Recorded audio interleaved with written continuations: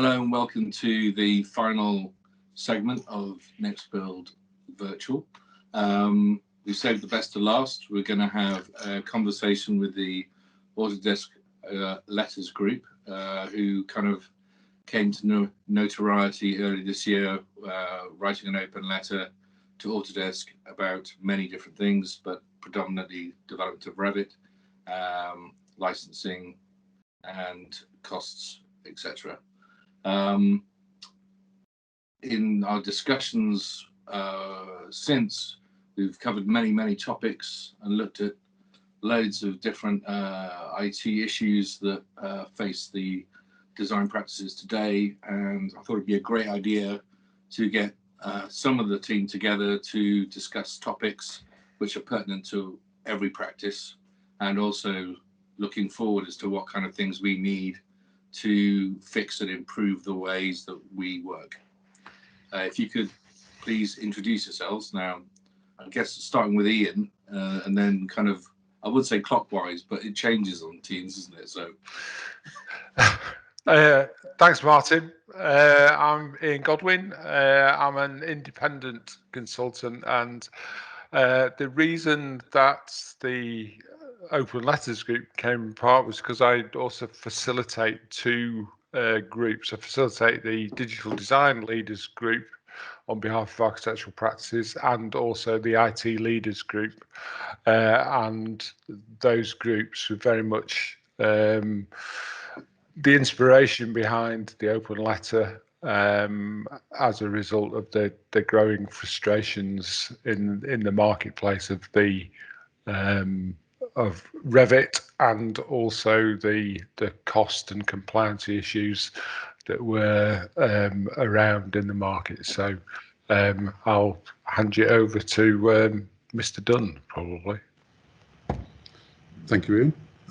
I'm Nick Dunn. I'm the IT Director at PRP. We're members of both of the groups that Ian mentioned, and we have put a name to the letter because we feel that yeah, we want to see things improved, and cost is becoming an increasing issue. I'll hand over to Jonathan. Thanks, Nick. I wasn't prepared. I'm Jonathan Carty, Head of IT at Corstefine and Wright Architects. My first day on the job, so I'm not going to elaborate any further.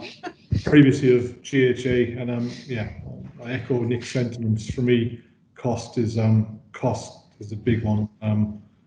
Yeah, the changing the goalposts each and every year in terms of licensing. And I'll hand over to James. Hi, I'm James from Glen Howells, Head of Digital Systems at BIM. Used to work with Jonathan, who's now moved on. Again, sort of echo the sentiments of the group that, you know, for us, we've seen dramatic changes in cost models and license types, whilst not seeing those changes or progress on the side of the software tools themselves. I'll hand over to Kevin. Hi, I'm Kevin Fielding, the practice BIM lead for Shepherd Robson. Again, I think a lot of the things have already been said with regards to our ambitions for the open letter. We're looking to for clearer direction in terms of licensing moving forwards, and also a targeted development of the Revit product itself in a way that's aligned with our needs as a practice. And next, I'll pass over to Aaron. Yep. Good afternoon. My name is Aaron Perry, Head of Digital Design at Alford Hall Monaghan Morris Architects. Yeah, joined this wider group of people and the proposal to put this letter forward as part of an outcome following some discussion that we had as a group, where we really talked about we're in a pivotal moment in 2020 in terms of suggested strategy, price increases, changes to how the licensing models work with Autodesk, and that, of course, combined with the sort of stagnated development of the Revit platform and design tools within Autodesk specifically, really kind of allowing us to kind of question that at this moment in time as to where we wanted to go for the future. And Fabio's just joined the call. A bit of an introduction from yourself. Over to you. Hello, everyone. My name is Fabio Roberti. I'm the head of BIM in Wilson Air, also working with CP. Christian, he's the head of the IT. And as mentioned before, we have issues for license compliance, and we are discussing how Revit could be a better platform in the future. Thank you.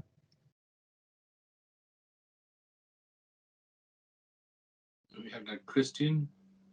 Yes, hi, Christian Poulton. As Fabio mentioned, I work for Wilkinson Air as well. Along with all the other comments raised, I think one of my bugbears is trying to support this platform on new equipment, and it's quite a dated code base.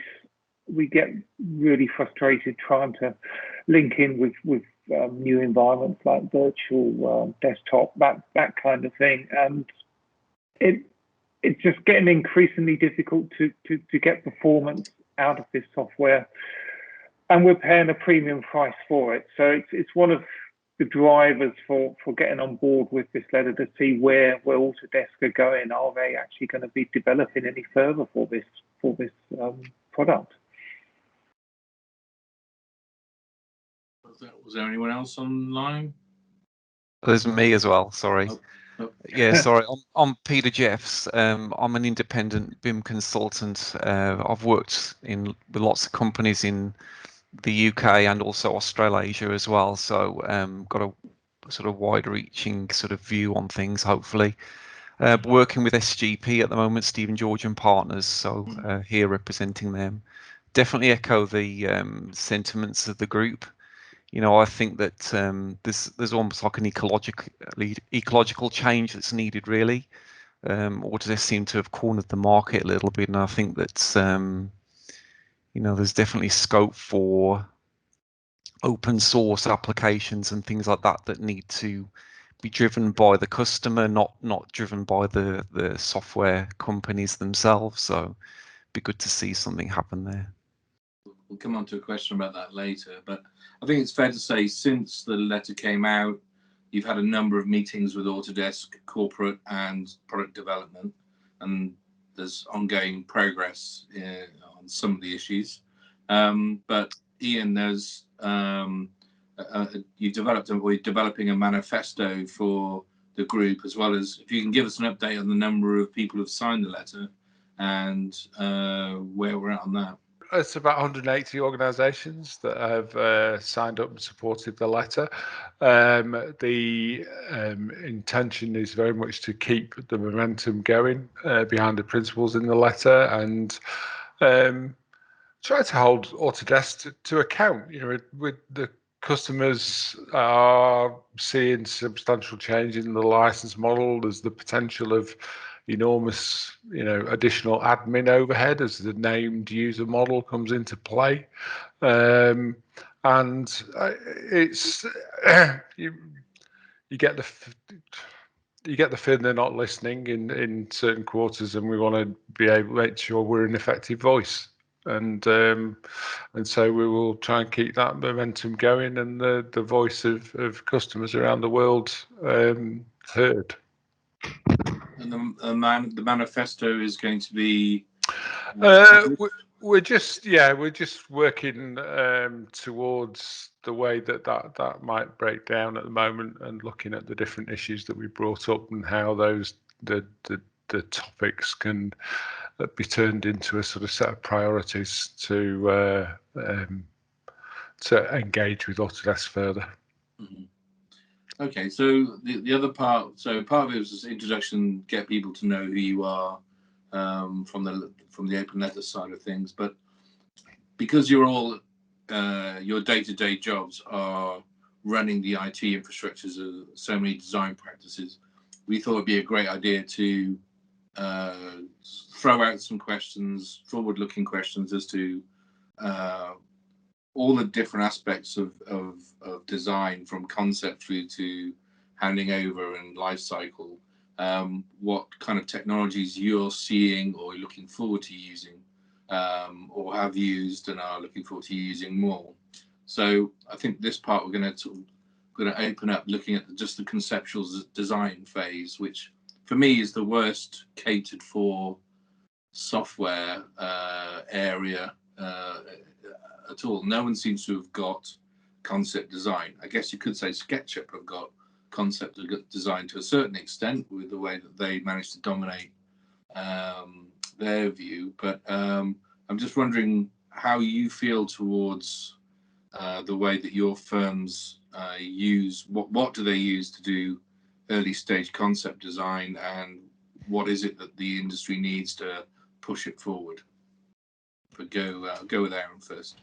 Yeah, it's a funny one, because obviously with an architecture practice of our size, as you can probably imagine, there's a lot of questions around the kind of software portfolio that we have as an organization, and why we have certain tools, when we use certain tools. And we've done a huge mapping exercise in the last kind of 12 months or so to kind of really understand our usage of those tools, the number of licenses we have of those tools, and how much we spend with the different vendors, and why. Why are we so varied? And, you know, there's definitely a point in architecture about, you know, you go and talk to some directors that run practices. They don't care about the software. They care about the people that are driving the design. And actually, I think for a lot of us, that's why we end up with such a large array of different tools, especially at the conceptual stage, because if you've just kind of hired a team of 3 or 4 people and they are absolute experts in Rhino, you're just going to let them use Rhino because that's the best tool for them to convert that idea that they've got into something. And likewise, you know, SketchUp or MicroStation or, you know, whatever it might be. So I think fundamentally there's always going to be that. There's going to be what is the best tool for that group of individuals to convey their idea and to flex that idea and to kind of, you know, play around with what's possible and quickly convert updates and you know, redesigns into that at an early stage. So I think fundamentally you're always going to have that. And I think that's a kind of a challenge to the vendors, because the vendors typically will specialize in something. They won't specialize in kind of a little bit of everything. And, you know, Rhino is fantastic. It has a barrier to kind of get into it. Whereas obviously SketchUp's barrier is sort of non-existent. Anyone can learn that almost immediately. So there's kind of a, you know, there are an array of a balance of kind of trying to get a tool to be incredibly powerful and incredibly flexible in terms of being able to do anything, and then having a tool that's incredibly user-friendly and very easy to kind of get to grips with. So, you know, within our practice, I'll use an analogy that somebody at SketchUp once told me. You know, SketchUp is a pencil in the pencil case of tools that you may use as a business. And you know, we do use SketchUp, we do use Bentley products, we do use you know, 3D massing in MicroStation, for example. We do use Rhino, and you know, we've been talking about Autodesk a little bit. There's the kind of the format involved in there, and I think fundamentally, many of those tools don't always quite recognize that there's a lifespan within that tool. That those are not your delivery tools. Those are typically your kind of initial design, conceptual tools. And I think for any vendor that actually starts to recognize that and realize that and get comfortable with that position, the sooner they build a better integrator into your delivery tool, the more successful they're likely to be, because the more people like us on this call will start pumping resources into training people and to supporting those kind of products.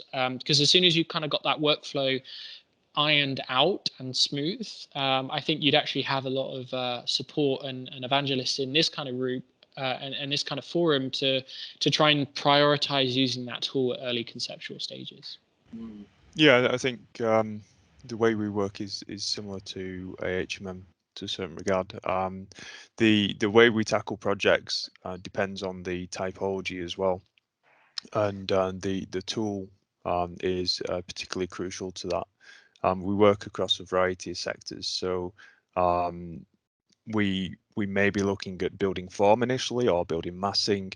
If we're doing something labs or something in healthcare, we'll start looking at the adjacencies of the spaces.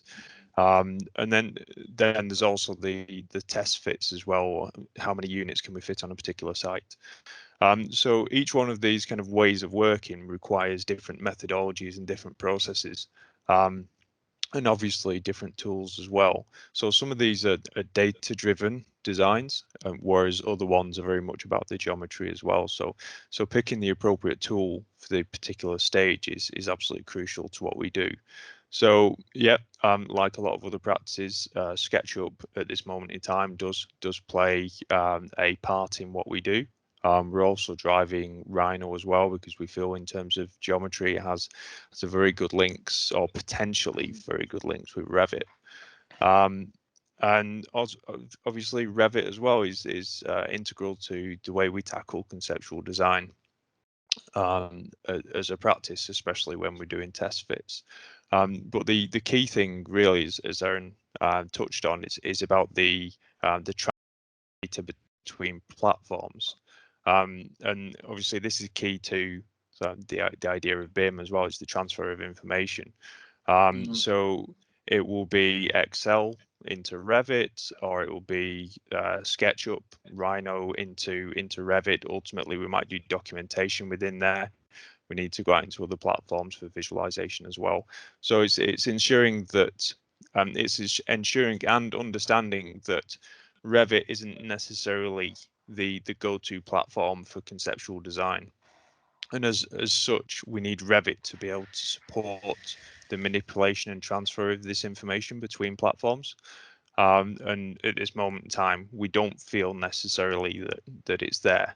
And what we kind of need from Autodesk, or certainly from my opinion, is that we want them to acknowledge that Revit isn't the tool where you go from conceptual design straight through to construction or handover, and that there may be other tools that are best suited for other for particular purposes. And at those points, we want to be able to drop out into those and bring the information back in seamlessly. And at this moment in time, we don't feel that those workflows exist, and those were actually supported within the Revit environment, and we'd like for that to improve.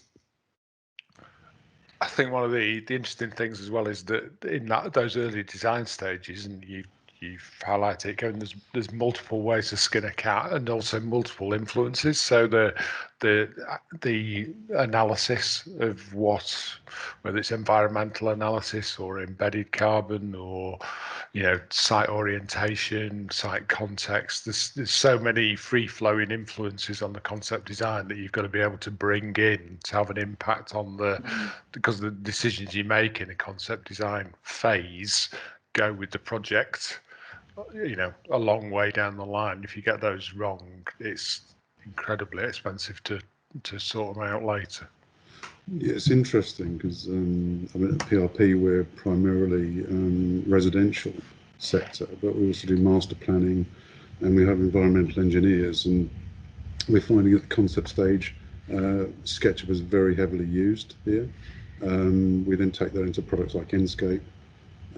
We've got some 3D guys that are using 3ds Max and V-Ray for CGIs, but then we've got the engineering team, and they're doing wind analysis, they're doing light analysis, they're doing all sorts of other analysis, and they're being driven by the formats that the software providers are forcing them down. So we'll do some concept design in SketchUp, but then the wind analysis we're looking at, they're relying on a Revit model. So we're then having to take things from SketchUp, and it's often then being reworked into Revit because the integration is not that great. So they're reworking it into another application to then being able to run the analysis software. So it's incredibly disjointed. Yeah, we'd like to see a lot better integration between all the stages of the design through to working drawing stage, because we do end to end. We do the design, we do the delivery, we do the analysis. So really your model wrangling starts at the concept stage. Yeah. So the whole problem of model wrangling that I've kind of seen in further downstream when you're working and collaborating with other firms, that's the tail end of it. The actual start of your juggling starts at the start. Yeah. Internally, you know, we've got different departments dealing with different parts of that design process, and they're using different types of models to run their analysis and run their design. And historically, I've always heard of the designer who rocks up when you're in detailed design stage with a change that they've made in SketchUp that they want to incorporate into the Revit model. Have you figured out a way of trying to sort that person out? No. So you literally have to look at their model, break it down, and say what have you changed, and then go into the actual model and figure it out. Yeah, and then often redraw it. Excellent. Yeah, I mean that's a good point, really. I mean, the whole life cycle of design is very cyclical, isn't it? You know, part of what we do is about testing bad options as well as good ones, and sometimes you can only sort of get towards those optimum design solutions by testing some of the bad ones first. So sort of embracing tools that help you, you know, test quickly and bin off quickly and perhaps preserve certain bits is always really key to that. I think, you know, we can all widely accept across the group that we can't see a position where there's a one-size-fits-all and one tool to support all of that. So actually being able to move between those tools elastically is really critical to that. You know, as Nick said, when you're either considering analysis or you consider visualization or you consider, you know, form creation and any documentation that comes out of that. You know, it's all how they wrap up and cycle around each other through those optioneering loops as well. It's yeah, it's really important.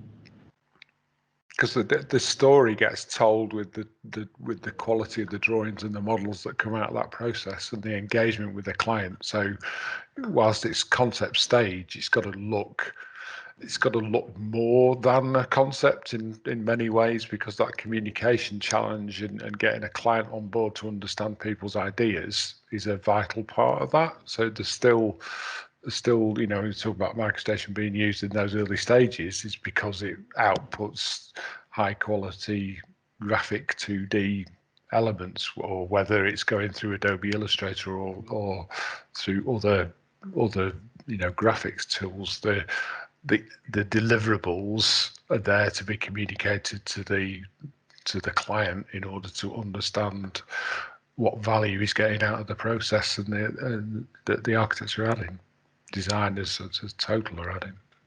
Fabio, what you say? The connection between the tools, as everyone said, is very important. And recently we saw Rhino Insight that improves this collaboration between Rhino and Revit. And of course, everyone would expect more development in these areas when we can smoothly connect both tools. So, it's interesting that Rhino Inside has been totally developed by Rhino themselves, so they haven't had any input from Autodesk.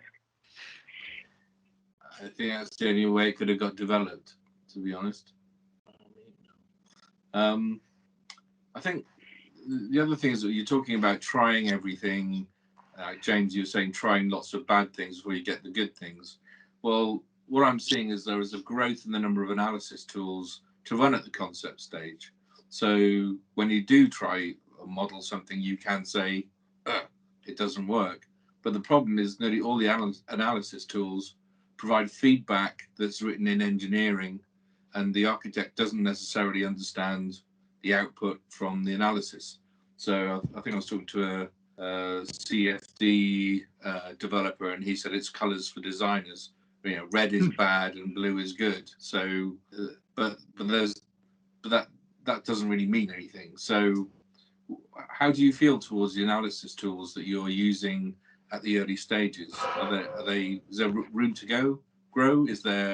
Do the architects need to learn more about what the analysis is doing? No, that's a really fair point, actually, because the trick with analysis tools, depending on which project stage you're working on, is sort of picking out the design principles from them. Yes, we know that waiting later down the line to get very robust Part L models done to, you know, consider compliance is really important. But actually, at the really early stages, we need to figure out what are the key principles in the location we're in, with the form we've got, with sort of the areas that give us some viability in the scheme, can help inform that design in a positive way. And yes, we're not sort of experts at reading lots and lots of data, so sometimes colours, I'm an architect too, so colours help inform what we're looking at as part of that work stream. And like Nick on the call, we also have some wind analysis tools, some daylight analysis tools, but for us, we're always trying to find a tool which gives us the key principles out of that, and be those informing design principles that we can then make informed decisions from. That's the really critical bit. I think there's a program called Sapphire that I used over in the Australasian part, and that was a specific SketchUp, or very much tailored into SketchUp analysis, and that was definitely the red, amber, green kind of result, which did respond quite well to the SketchUp model and gave us some fairly instant feedback, and we felt that was a very good fit for early concept stage. But again, any sort of changes like post-developed design that you had to kind of like reintegrate that back in, it was always a very disjointed process, so really nothing that kind of helped you pull it through like as a sort of holistic kind of process. Really, it was a very sort of disjointed process. I mean, we're fortunate that we've got a group of engineers that we can rely on. The architects can rely on to go and get that analysis, and they use a whole host of tools. I mean, I thought there might be one. We use IES, we use SimScale, and we use a number of other products. And that there is, if you want the detailed analysis and the really true results, then Sapphire I've looked at before.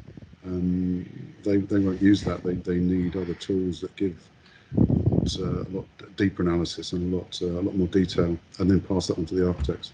Yeah, that's I think that's the challenge, is getting that balance between kind of what James is hinting at, where it's too early to be doing the full assessment, but it's also, you need something, and it's where do you put your trust, and where do you have your balance, and a lot of the tools that are available, or a lot of the tools that become available, and the surge of new tools that you were talking about earlier, Martin, that's come about, is the confidence that you have in those tools. And some of the challenges we've had previously with certain vendors providing tools is that they can be quite specific to where they were developed. So they're all based on sort of US standards. They're all lead orientated. They're all, any of their data points that they show is always in dollars per square foot, and, things like that. And you've got to think about, obviously, the applicability to the market. You've got to think about also that analysis and how it's being calculated versus, say, UK construction and UK orientated buildings.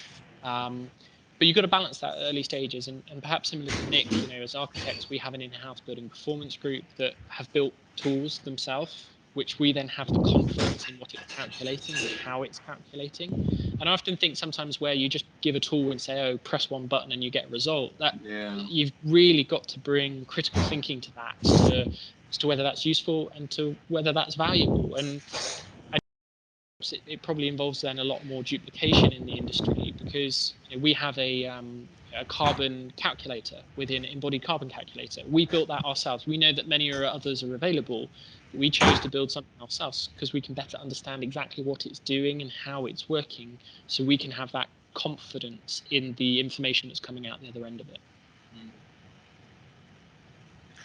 I think it's about understanding the liabilities as well within the organisation. We generally try to avoid getting very deep into design analysis, so wind analysis, solar and daylighting. We will do some initial studies to inform our designs, but when further analysis is designed, we tend to rely on the professionals that are kind of expert in those fields. We are conscious about extending our liabilities beyond what we should really, and in those instances, we'd much sooner rely on the experts. Yeah. So I think someone mentioned open source earlier in discussion. And obviously, there's things like Blender, which seem to be getting meteoric interest from people like Microsoft now backing them and stuff. So there are viable open source tools for conceptual design, maybe even for BIM with Blender BIM. So what do you think about open in a also mentioning, Kevin talking about risk? If you're using software that's open sourced and you're relying on the output from it, there's a risk problem. But also the development speed of it is not going to be particularly driven, perhaps as a funded application. So kind of what do you think about open source? What do you think about Blender, and what do you think needs to happen for firms to try and make the best use of open source in the companies? I think with the nature of the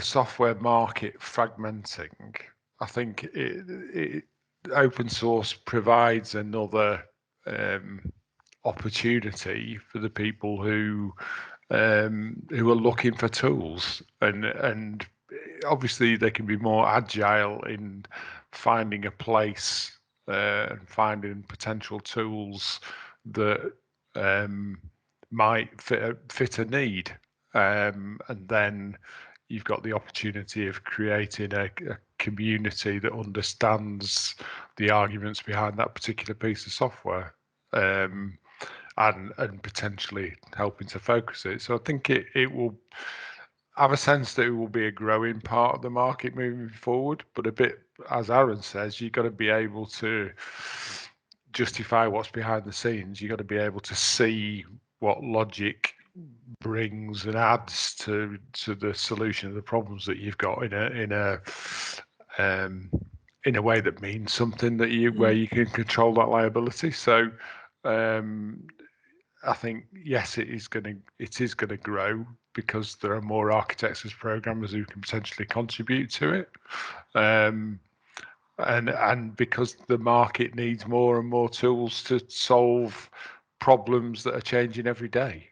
Isn't there an argument that everybody's reinventing the wheel? I mean, Aaron's saying that they've got carbon capture stuff that they've written, and there are other ones available. I bet you that I can name 2 other firms that have written carbon capture. So a lot of the kind of little open source tools that people are writing, there's a lot of reinvention of the wheel here.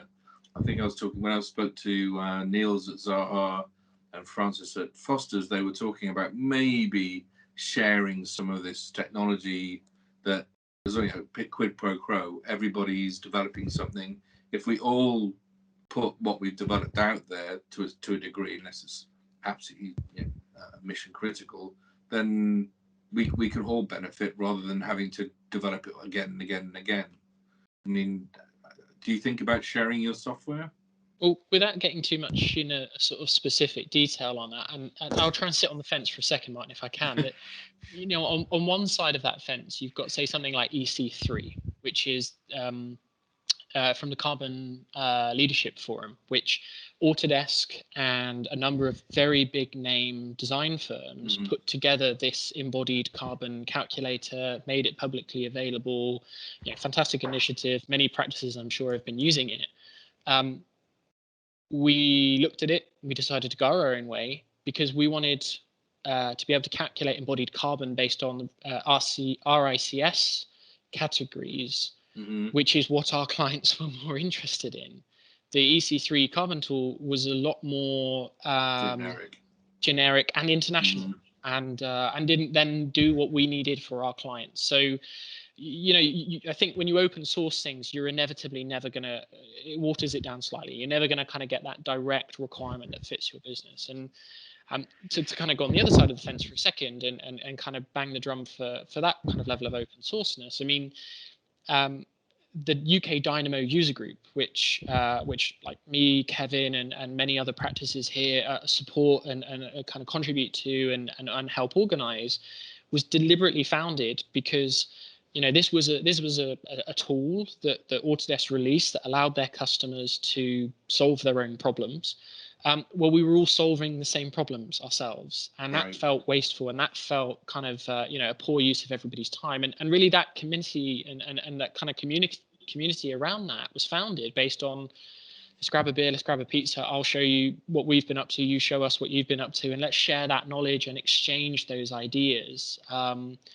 So I think it's the right direction. I definitely think it's the right direction to have, but every company is going to have to bring that into their own business in a slightly different way, I think.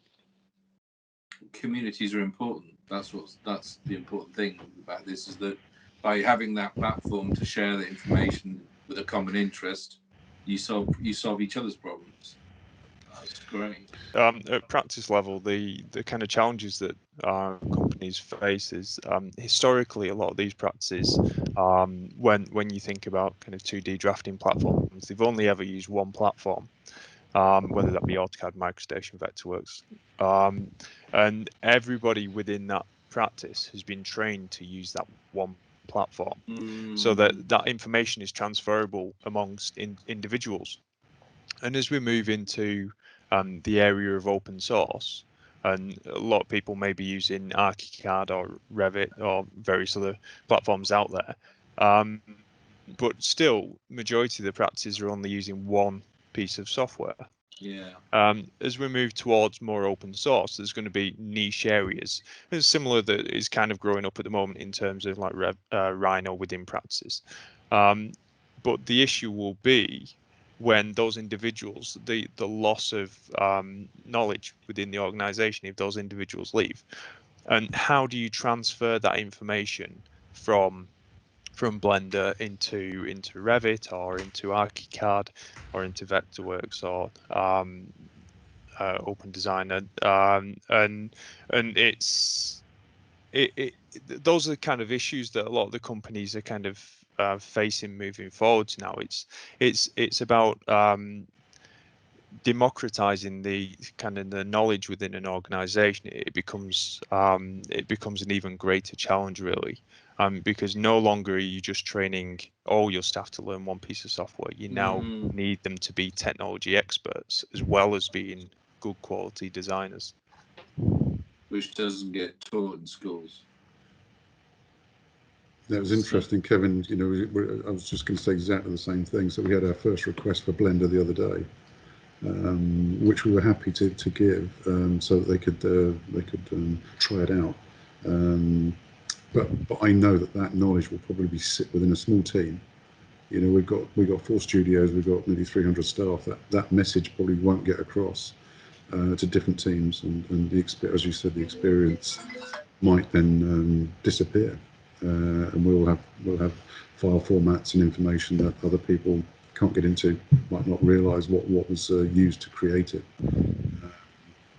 We have a tough job, Nick, don't we, to try and help teams have any tool that they need, but not go down a rabbit hole where you're left with a redundant use or doesn't sit certain workflow.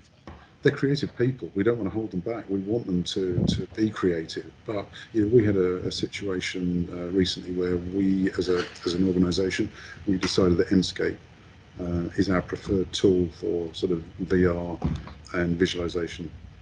Somebody said, talk about Lumion. Let's try Lumion. I said, well, hang on a minute.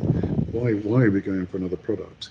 Just because somebody's said they want to try it, and if we do, then we're looking after 2 products. We've got that training of those 2 products, and if that person does leave and nobody else has got that experience, we're left with models we can't and information we can't use. So there's a balance. There's a real balance, but we don't want to stifle creativity.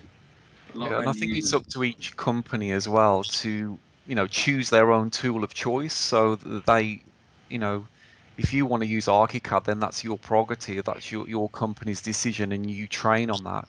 I think where open source for me has got a real potential is in that sort of data sharing environment. I mean, everyone knows IFC, which is becoming a lot more, I mean, that's an open source format in itself, but the whole infrastructure that sits around IFC, how you extract and share and manage the information once the project's been delivered, big clients like airports and government, who have portfolios, wide ranging, and architects and engineers who are working on that sort of wide ranging different platforms, that all the whole ecosystem of their data needs to be interrogated and able to be accessed by some kind of platform that can really see into all that information and it's structured in a similar way. And I think that's really where open source will have its power. I think users don't realize the constraints that are on the IT managers to try and not have this kind of mess of products appear. And while the demand for them might be instantaneous, I want this, I've seen this, this is good.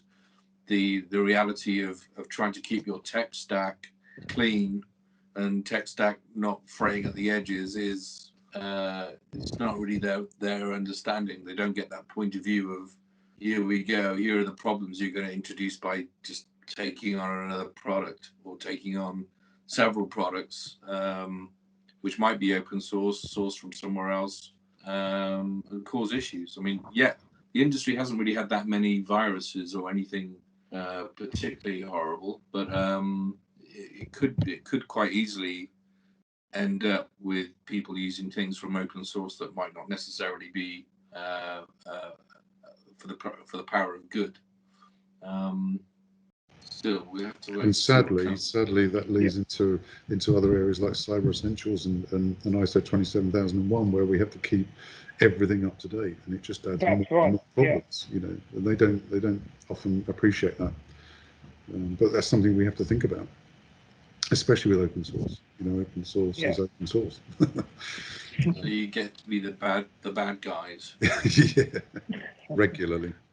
But that's the role of digital design leaders and IT leaders, is to extend the landscape as far as they can, find the ways to best data wrangle and to the best working methodologies to be interoperable, and make sure that knowledge gets to all the places it can do within the business, in order to to keep the business moving forward as successfully as it can. And I think that's is a challenge, and it's a challenge every day of the week that everybody has to be up to get the most out of their stack and whatever their future stack might be. So it's a challenge that most people relish, because it never changes. You've got to keep pushing. I think one of the challenges for developers, as well, certainly for open sources, is that people now require interoperability from the get-go of a product. So as soon as a product comes to market, we need to be able to generate something in there and potentially transfer it to another product. So it's no longer just them focusing on the development of that product. They also need to focus on the ability to interoperate with other platforms as well. So there's an element where you guys are trying to de-silo. The last thing you want is another silo. Yeah, exactly. Yeah. And it's an interesting one. You put yourself in the shoes of a developer, and you say, what's the best way to start software development? That's not my area of expertise, but what I would say is start with an open platform as a base, because you'll then avoid all of the headaches of, oh, I need to build this for that piece of software, and I need to build this for that piece of software, and I need to build importers and exporters every year, and all of those softwares are going to change on a yearly basis, and I need to keep that up to date as well. I mean, this isn't a direct dig in any way at Enscape, but Enscape have to build a version for ArchiCAD and a version for Revit and a version for SketchUp, if it was more interoperable from the beginning, they wouldn't have those headaches, and we wouldn't have those headaches either. So I think developers just need to accept we will need to use lots of other tools, not just their own.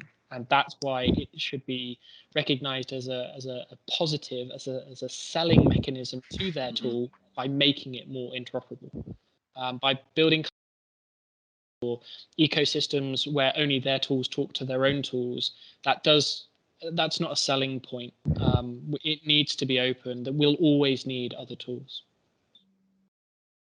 So, okay, we'll leave collaboration. We kind of went into management a little bit there. We'll probably come back to that. But 2D, so BIM was developed ideally to produce a 3D model to produce 2D drawings.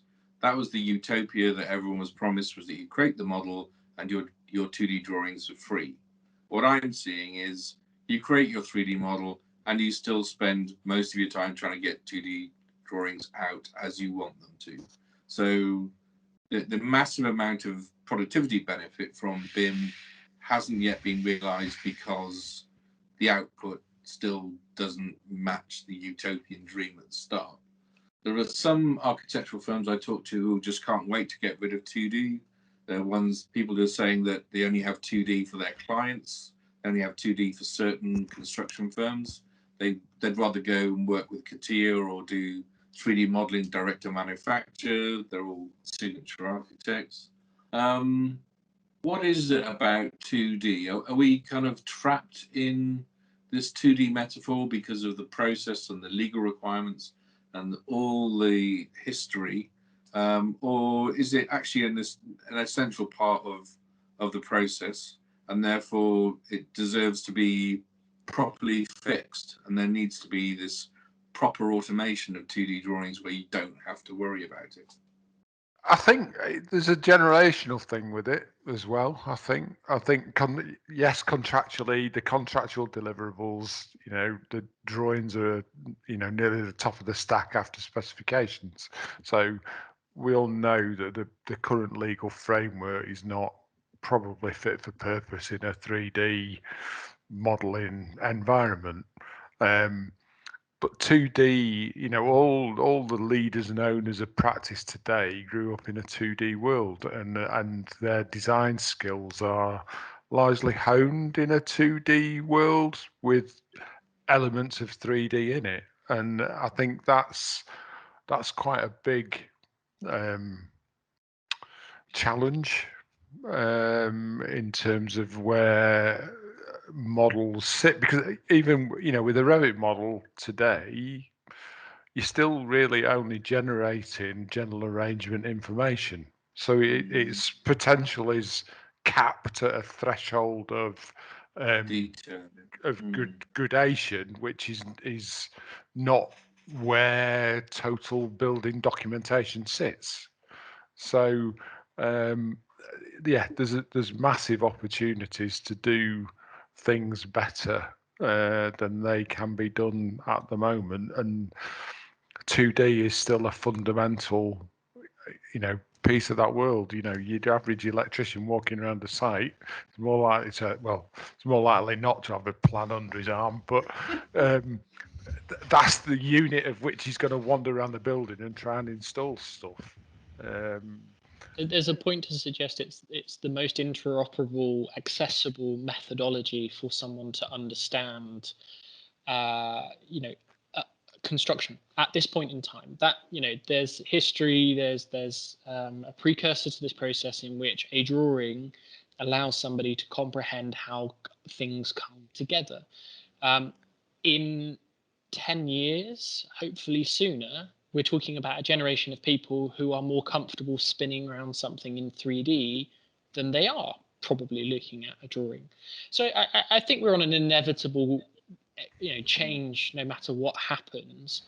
But I think one thing that was sort of hinted at there that actually needs to be discussed is that a lot of the requirements of an architecture practice today is to capture the technical construction detail that perhaps can only be picked up on a drawing or on a set of 40 drawings for cladding or a facade package, which trying to get a facade fully modeled in 3D accurately, one-to-one, etc., so someone can possibly spin around and only look at a piece of that, there is this kind of awkwardness that I think we all recognize, which is, will we ever get our models up to that point where they are that detailed? And I say will we, should we is probably the better way of putting it. Should we get our models to that level of detail? Is that a good use of our time? Is that a good use of our efficiency? And is it practical in terms of the tools we use today to be able to have our buildings at that detail everywhere in 3D? Is it a good use of our time, and can it handle it? And I think when you just take that argument away and you just say, here's 30 drawings that show what you need to know, that's the tough thing I think from my perspective, at least anyway. Whereas we're using software that's at the moment is probably not capable of doing that. No, that's a really good point actually, because you've got to remember the huge part of what drawings actually did was about taking what we'd wanted to show and giving it some narrative. There was an element of narrative that had to come with drawings, and arguably we sort of, as designers, we've trained a lot of the industry to accept that the way we produce drawings was the right way to do it. I guess if you go back much further in history, a lot of our design sort of content, obviously we didn't have the 3D graphical capabilities, so a lot of our buildings were designed by elevation. They weren't designed by really complex 3D models, and that's been a migration for us. And I guess the interim step was that we trained a lot of our clients and people that we worked with to understand plans really comprehensively. It took us a really long time to do it, and I guess we've now got to make another investment to train them to assess things we're doing in a different format. I think also because we've become so obsessed with space and how spaces fit together and being efficient in buildings, that sort of lends itself well diagrammatically in plans than it does in other forms of things. So I guess it's trying to stitch together that geometry side and the narrative side to what we're doing, because we've always had to accept that there are certain times where our designs are being explored without us. So a drawing is a good way to sort of capture some of that. So if drawings are going to be with us for another decade or another 20 years, what has to happen to the design tools to give you productivity benefits? If they could really be automatic, where you didn't have to worry about being sued on the drawing because it was checked by AI, it was automatically referenced to all the other packages that are sent, and so that you end up knowing that the right drawing got to the right person at the right time. Those kind of things are kind of almost being automated by some of the cloud systems. Autodesk is looking at AI in improve. They're realizing that most of the problems on site start at the drawing phase, so they're now looking at drawings for what's omitted from drawings, where and when they were sent. So what kind of things would you wish for to improve 2D drawings? I wonder if AI automating during production might be slightly optimistic, at least in today's world, because there will always be risk. There will always be a risk assessment done in terms of whether we would trust or feel confident, or at what point does our insurers cover certain activities and not cover certain activities. But I wanted to maybe share a kind of a really interesting conversation I once had with Anthony Hackett, ex Autodesk, and now in his own venture, where he used an analogy to me which has sort of stuck with me for a while, and I think is a really really important one to share, which is, at HMM we do fire plans. We do fire plans again and again and again and again and again on hundreds of projects, and we start a new project, we do the fire plan for the first floor, second floor. It kind of knows what we need to do for the other floors of that building. In fact, it could probably automate that process to a point where it says, you're doing fire plans, here's your fire plans, I've taken it 80% of the way, do you want to do the final 20%? And that's just a perfect example of where technology should be helping us in those scenarios. It's based on all of your design work that you've done previously. Here's what we think you might be trying to apply to this new set of information. And it's the kind of same arguments we've been having for years. Architects used to complain about Revit and the fact that you draw a plan and you've got your elevations and your sections, and it's going to replace us and all that kind of stuff. It's just reducing the amount of mundane work that we would have to be doing. I'm sure not many people enjoy doing fire plans, for example. But it's interesting to see where the vendors go, and again, whether they make something too generic and too watered down, or whether they make something specific to you as a practice, or give you the tools to be able to do that. We've just finished a machine learning based tool that populates apartment layouts, placing all the furniture and interior walls and all that kind of stuff based on our catalogue of previous apartments. So, you know, we as a practice have already started this process in some respects. But, you know, we're an architecture practice, we're not a software vendor. Does anyone else use AI? Yeah, well, I was going to say, actually, just to piggyback on Aaron's comments, that's a very similar conversation I've had with a vendor recently, actually, and part of me would really love our software vendors to agree on what some of our core packages should look like collectively as an industry standard, so that they all work towards those same objectives. I think there's an element under the hood with a lot of software applications that they're always so keen to be open and customizable. But actually, that still means when you buy it, you have to do a load of work and customization. And actually, as we said, we sort of know the way certain drawing packages and a huge amount of work that we do should look. So why couldn't that come predetermined? I compared some templates from a vendor recently that were perhaps some were UK-based templates and others were other European-based templates. And depending on which country you sort of look at their template, depends how much predetermined customization is inside there. And actually it was really nice to see that some countries work really hard at maintaining a higher standard of sort of baseline drawing requirements than perhaps we do. So it'd be nice to get that wrapped up in an international standard, really. Which countries? Germany. I think it was Germany and possibly Hungary. Interesting.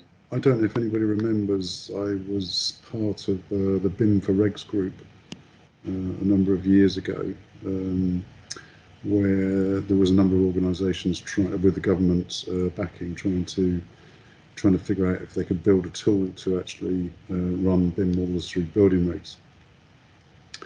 And it went very quiet, and I think they realised that actually certain parts of the building regulations you can run through AI and check, but there are a lot of parts of building regulations that are open to interpretation and cannot be done in that way. You know, we're looking at the bioregs for residential as well, and you know, building rules to run through your models to look at escape routes and distances and all sorts of other things. But yeah, we're building those ourselves. But you also have such a wide variety of people who, the way people model, that you end up with no two models from two firms are the same, no two models from two different people are the same. They just approach things in different style. Okay, if you're mainly using Lego architecture and you're dragging and dropping it, yeah, components are the same, but it's still how well are they actually joined together actually holistically in the model is another question. I don't know. It'd be interesting. That's why you got things like Celebri and model checking, and that model checking and quality checking it's huge. It's a market in itself. I mean, it's a starting point, but I don't think it can. It's utopia. I don't think it will do everything at the moment. It's a long way off. Definitely aren't in utopia.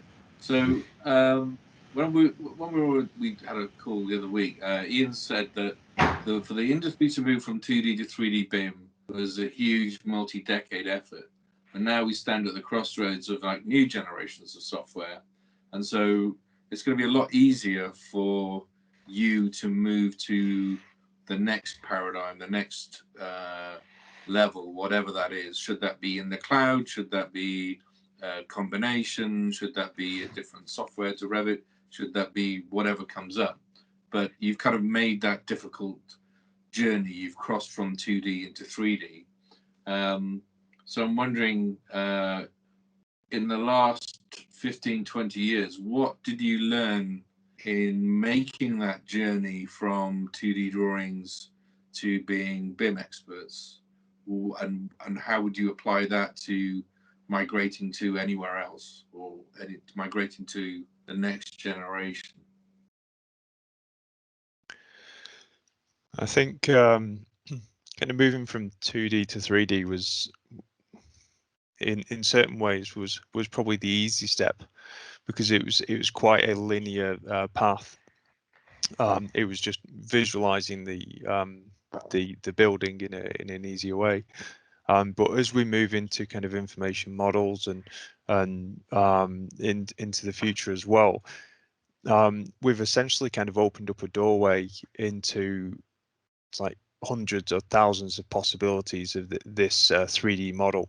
So it actually makes it a little bit more difficult to move into the next stage, because there's so many areas that people want to look at. So whether that be kind of utilizing generative design, or whether it's analysis of your building, or whether it's how comfortable spaces are in terms of walking around, in terms of the acoustics as well. And it's thinking about the technologies that are required for those each individual tasks. And so it becomes even more complex as we move into the next generation, because everybody will focus on what's important to their particular organizations.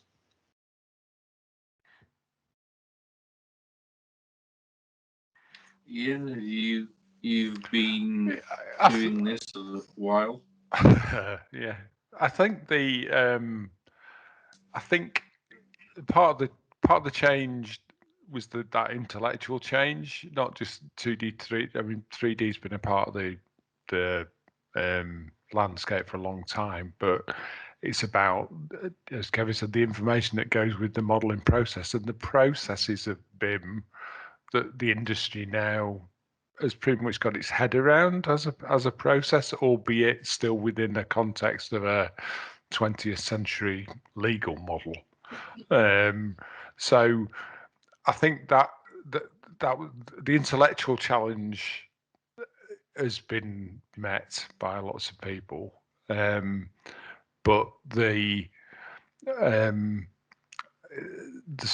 it's what can the technology do?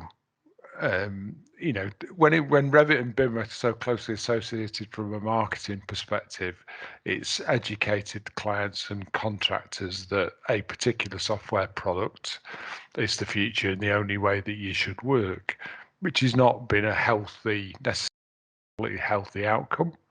So diversity, as Kevin has said, is a big part of the next piece. So agility, flexibility, pragmatism, interoperability, you know, all those different vectors are things that people have going to have to deal with in a very different way than the way they have so far, because there won't be that same one platform constraint. There can't be, because the industry can't operate in that way. There isn't going to be, you know, Autodesk are not going to, can't be that central hub again. It's not going to make, the industry can't work on that basis. So, and interoperability is the thing that is mentioned more and more and more. It's the thing which has been obvious in where we've got to, that it's the thing that wasn't fixed. IFC was always a token fix. Has got better over the time, but it's not really going to solve all problems. But it's the nearest thing we've got at the moment. So, what kind of interoperability does this industry need that it doesn't currently have? I think there's a lot of challenges around. I think we're in for a difficult period. We've sort of, many of us have already started that, and that difficult period is a switch. It's a switch between what we're used to, which is file formats and models of a file size in a yearly version, and all the other like kind of added things that we are so used to battling, to what is now a modern methodology of building and delivering software, which is to do with the web, and it's to do with JSON files, and it's to do with, you know, no such thing as a 2017 model. That's not a premise of the future of software development. And many of the tools that we've been delivered in recent years are starting to kind of help us understand that a bit more. But that's where the future is. That's absolutely where the future is. The future is away from file formats. And, you know, attempting to be a BIM purist for a second, I recognize the value of IFC, and I recognize the value of even universal scene descriptions and things happening in the more visualization space that I'm very comfortable with. But clearly going forward, software vendors are more interested in building tools in a more web-enabled methodology that allows them to deliver updates without a user realizing, deliver features without having upgrades and painful kind of transitions of documents and data and so on and so forth. Clearly, that's where we're heading. I think that is somewhat inevitable. But we're going to go in for a very painful period over the next few years where a lot of our businesses are trying that transition, and many of the vendors and software vendors probably going at it in different ways. The whole Amazon AWS versus kind of 365 and versus other hosting platforms and anything and everything in between. I think that's the challenge. I definitely think that's the challenge. I think at the moment, a lot of software vendors are just adding on a cloud part to their product, like a cloud offering as part of their subscription fee. But the problem with that is it might take away some of the IT infrastructure costs of not having to, servers and all that kind of stuff. But if I'm going down the SketchUp route and I've got all my SketchUp models in SketchUp Cloud, and I'm going down the Bentley route and I've got all my models saved in their cloud system, and I'm going down an Autodesk route and I've got all my models saved in their system, that's heading me into a new area of hell. So I think generally speaking, we've probably got a bit more of an uncomfortable period ahead of us as our software tools that we use change from being desktop file format product to being something a little bit more open and a little bit more flexible. But there's pain ahead, I fear. Yeah, I think interoperability seems to be a bit of an afterthought in a lot of these cases. And obviously, Erin touched on it there in terms of the various like cloud stacks that are kind of floating around. But in one of the issues that we've already seen with some products that have come to the market already is you can very easily get their products into their cloud. If you want to get somebody else's file system or file design, building, whatever into there, you've got to import it into their product on their desktop and then push it up into the cloud. There's no direct connection between those cloud environments, and there's no ability from these other platforms to connect directly to the other vendors' clouds. And that's the issue. And that's kind of where the industry needs, that's one of the key issues that the industry needs to resolve in kind of short to medium term. Obviously, the long-term strategy for kind of interoperability is actually, as these platforms are moving towards kind of web services, it's about breaking down the individual chunks of designing a building into kind of microservices and having all that information stored within one place that's accessed by everybody. So your microservice just acts upon the information in the cloud that everyone else has access to, and you might have controls at permission level, so accessing or manipulating that information, and other people will be able to see that information potentially in real time and be able to perform their own analysis on that information or data. And obviously that will all depend on their capabilities and their roles on the projects as well. So we're kind of starting seeing the building being instead of being held within an individual file on somebody's system or servers, that actually it's pushed up into the cloud and then it's pulled apart again, and then people can access just the tiny little bits of the building that's appropriate to them. Hopefully through their APIs. Yeah. I think there's still that sort of legal issue to overcome, because interoperability means passing something from one person to another in a format that they can read it. And then that's fine at the moment. We chuck stuff over the wall when we're ready to. So we expose information that we're happy with, and we pass it on.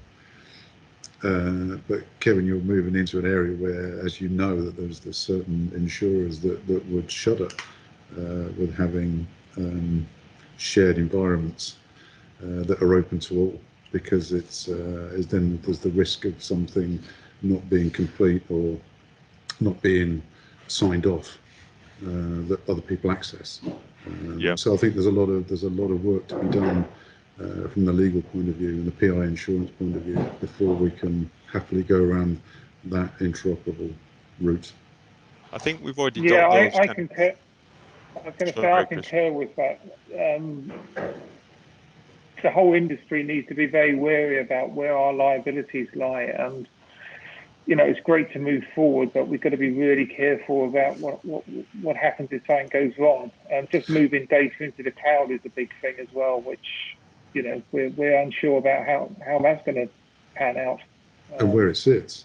I mean, we've recently embarked on some work with a government agency, and we're all to do with the new digital record and fire safety case reviews.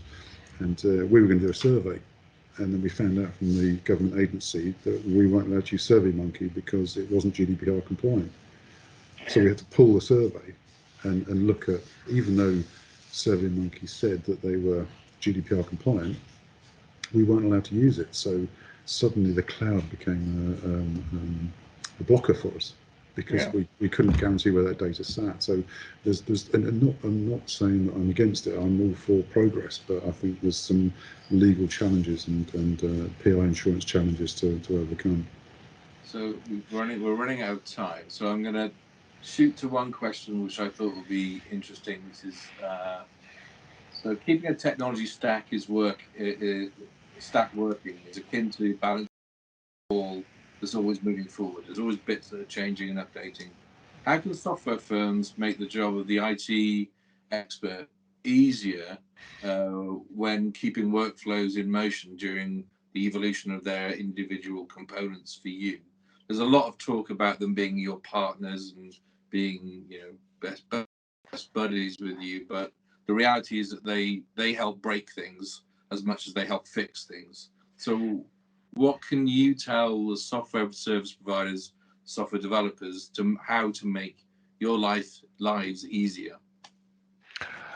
I'll go off with one straight away, which is if you're going to change your licensing models before you've actually got the admin tools to effectively allow IT leaders and digital design leaders to manage the software stack you've got, you're going to get a lot of stick from your customers, because you're being, frankly, you're sticking it to the customers when you haven't got the admin tools to help them do the job they're doing.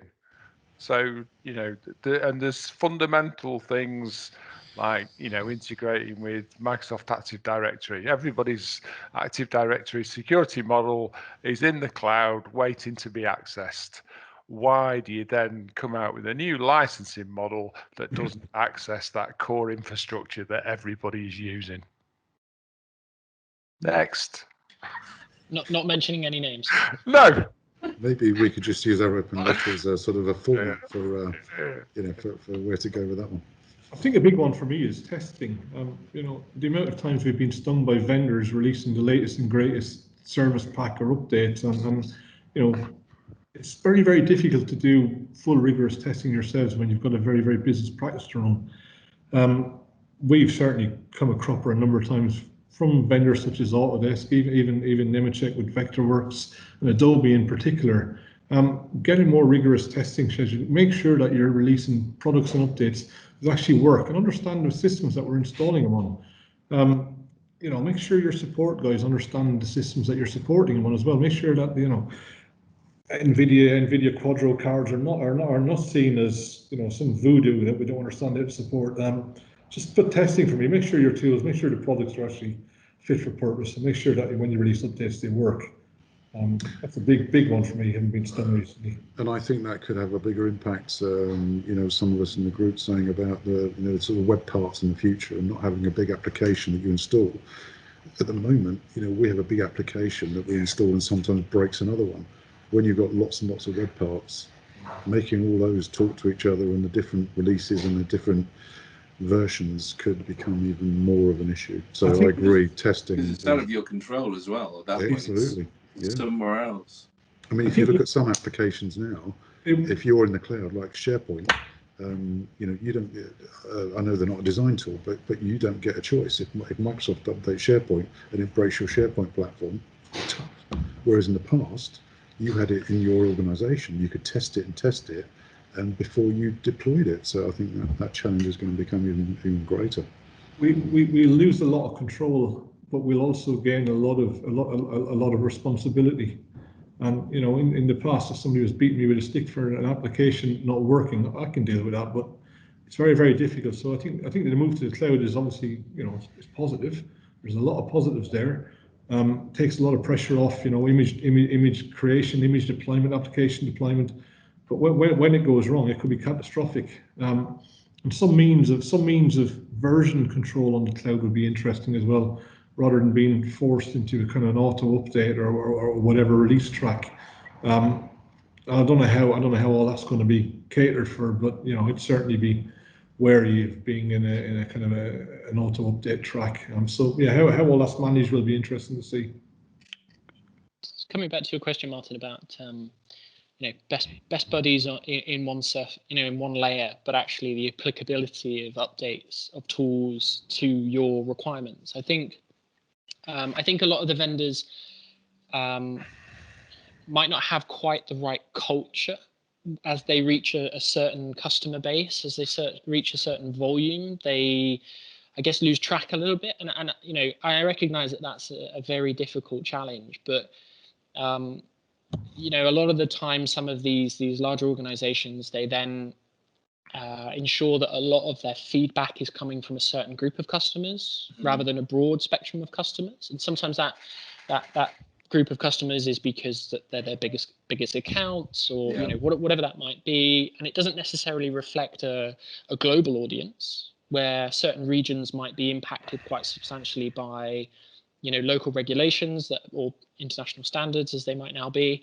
and they can't deliver those in the tools by default, and that should have been recognized by engaging with the wider audience. And that's an impossible challenge in some ways, but it's an important challenge to kind of continue, because, you know, if you're allowing your marketing teams to drive a lot of the features that are added to your software, that doesn't help your customers that are already using your tools. And you know, I'll give a specific example here where, you know, in the last few years, Autodesk have spent a lot of time with Revit and making it work better with SketchUp. You know, that felt to us as an area specifically controlled by a marketing team looking at market share. You know, how do we target those customers that are not yet using Revit, that are using SketchUp, that, you know, we want to improve that relationship, when actually a huge number of their customers are screaming for basic functionality, which should be the priority over a workflow that not only appeals to a very minor amount of people, but also it's outside of, you know, an area you would have expected them to work on better, which is the sort of Formit to Revit relationship, which you would have thought, you know, needed some work as well. And it's a challenging one. I recognize it's a challenging one, but for me, going forward, these organizations, not just Autodesk, but others, need to engage with their customers, need to understand how their customers are using their software, what are their common problems. You know, if you're going to create platforms that allow your customers to give feedback, integrate with those platforms, use those platforms, get that feedback, and make sure it's broad feedback and it's not just coming from a select group of promoters, perhaps. I guess one of the problems is when you get 1 million customers, great news, you've got 1 million customers, bad news, you've got 1 million customers.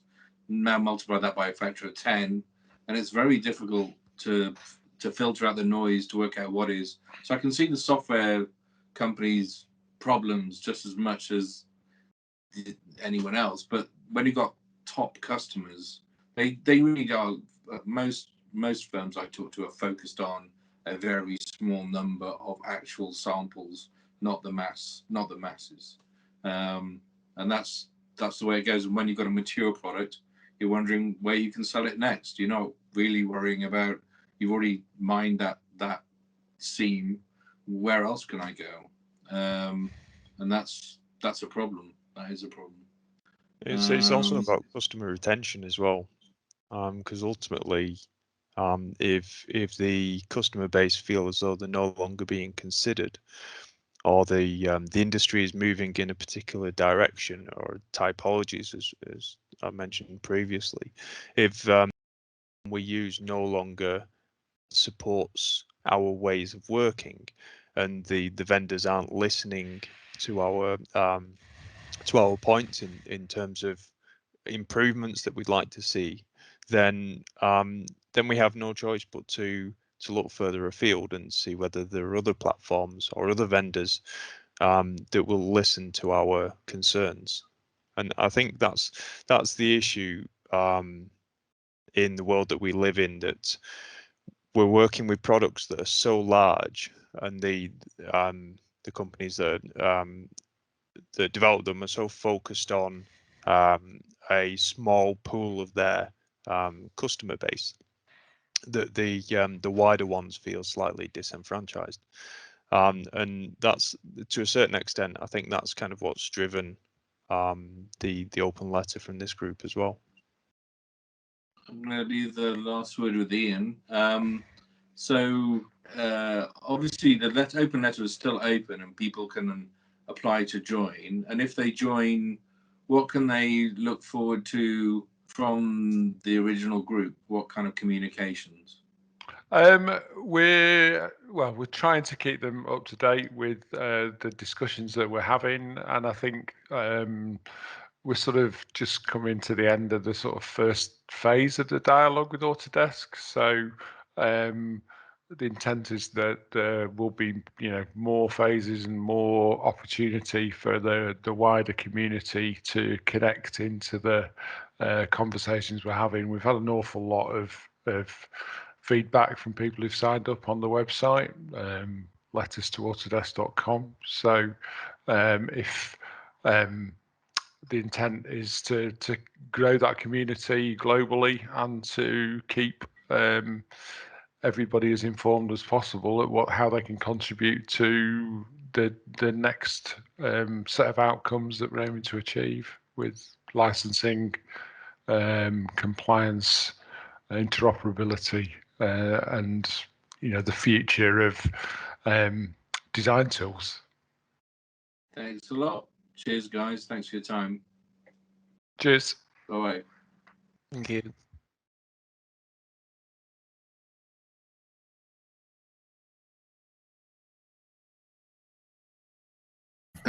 This is the final day of NXTBLD Virtual. I hope you've enjoyed all of the talks, and you've just enjoyed probably the longest one we had of all the sessions. We thought, with it being such a hot topic, it'd be a very interesting thing to finally have a open discussion and a chat about with the guys. Joining me today, I've got Ian Godwin, Aaron Perry, James Yeomans, Kevin Fielding, Nick Dunn, David Moyes, and Christian Poulton. Sorry. And so this is also a bit of a trial for the system we're using today, because it's the most number of people we've had in a single chat, live Q&A. The questions have come in thick and fast. I think this has got the most number. I've got pages and pages of questions. So we'll do our best to get through as many as we can. Some of them we will try and maybe get back to afterwards, and maybe share them somehow in a public space. And we'll just crack on, because we've got quite a lot of questions to get through. So where should we start? Okay. Let's have a look. So has the panel investigated open innovation systems such as AEC Delta, Speckle, BHOM, and which of those exactly are they wishing for? Which of those does exactly what they wish for? Go start with Ian. I think a lot of practices would have looked at things like Speckle with the history that exists behind it. I think the issue, as we sort of hinted at in the talk, is that a lot of projects become hindbound with a particular file format rather than something that is more interoperable. I think there will be a lot more focus onto looking at those tools because people are trying to, as we talk about data wrangling, people are trying to find those workflows and solutions that save them time and money and effort in moving information around. So I think some of them have been looked at definitely by quite a number of practices. I think it's finding the opportunities to prove that those platforms can add value with the project constraints that you have. I don't, at the moment, in most practices, I don't see them as being the default. They're at the edge of helping interoperability work, sort of thing. Mm-hmm. Anyone else jump in? Yeah, I would say we've looked at various different platforms, Speckle, BHOM, and even prior to that, things like Flux as well. So these platforms for transferring information or interoperability aren't really new, have been going for quite some time. But I think one of the issues as the industry saw with Flux is the longevity of these platforms. You are very much reliant on them. If they drop away, so does the workflow that you're implementing internally. That was the case with Flux. I remember a lot of people were into Flux and then it vanished.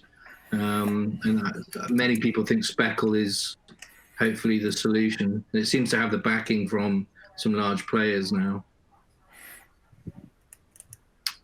Okay, I'm going to go through some as a quick fire statements. So, oh God, this is a name. Maciej Soszaki from Allies of Morrison. The leap in the industry will happen when contractors build directly from 3D models. Discuss. Who wants to go with that? I mean, one of the things that I sort of said it didn't. One day. Sorry. Yeah, will a contractor ever build directly from a 3D model? There's too much other inherent information that goes together to produce a building. It's not just all contained within a 3D model. And there still is scope for the trade contractors in there to do their piece, a lot of whom aren't going to be geared up to do 3D modeling for quite a while. So the reality is we've got 2D information. We'll probably have 2D information for at least the next 20 years. Yeah. If open source is unsupported, which it is not, by the way, then why don't the signatories transfer some of the Revit fees into an open source solution to help foster free innovation for the benefit of the whole industry? I'm guessing that's kind of a Blender request or something like that. Are you guys investing in Blender in any way? Ian? I think it's at the very edge. I think some people are getting requests for Blender at the moment, so it's getting an understanding and a presence. So I think it will, as with a lot of things like this, either somebody who is looking at the edge of the sort of research and development type environment, or youngsters coming into a practice are likely to be the catalyst for those requests and investigations that can where those Blender type products can be used. Nick, I think you've started, haven't you? Yeah, I mentioned that we had our first request the other day, so it's something we're trying. It's the early days. We're just waiting for some feedback on the benefits of using it. But yeah, it's early days. It's early days. So we haven't committed to pushing it out to a wider group of people yet. It's just in a small team. It's very much a chicken. Yeah. It's the same with us. It's very much on the edge. Our R&D team are investigating it, but pushing it out to production, it's quite a long way off yet before we ever get to that stage. I think it's very much a chicken and egg thing in terms of allocating funding. It's certainly kind of transferring it from our core authoring tools. We unfortunately, because margins are so tight within architecture at the moment, we can't really afford to kind of move money away from the primary authoring tools that we know work into something that is currently being developed that we would have to support as well. The reality that's here not is to say that. To say the reality here is that even free software costs money to deploy. Yeah, deploy and train as well. Okay, what do we have here? So this is from Andy Parnell-Hopkinson from AMC Bridge. What's each speaker's priority? Workflow, data architecture, or point tool? Let's go, Kevin, can start.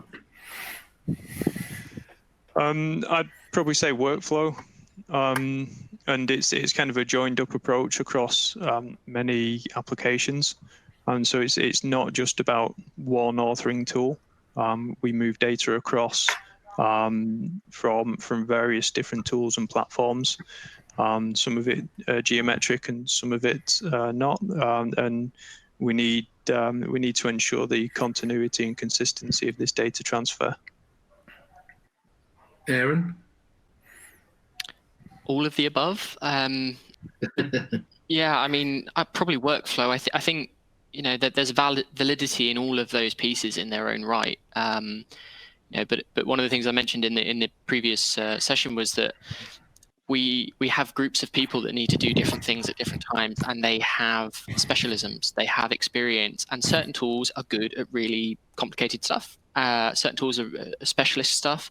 So we need to kind of get that information between, and we can't be just constantly reinventing it and throwing it away and doing it again. So for me, workflow probably.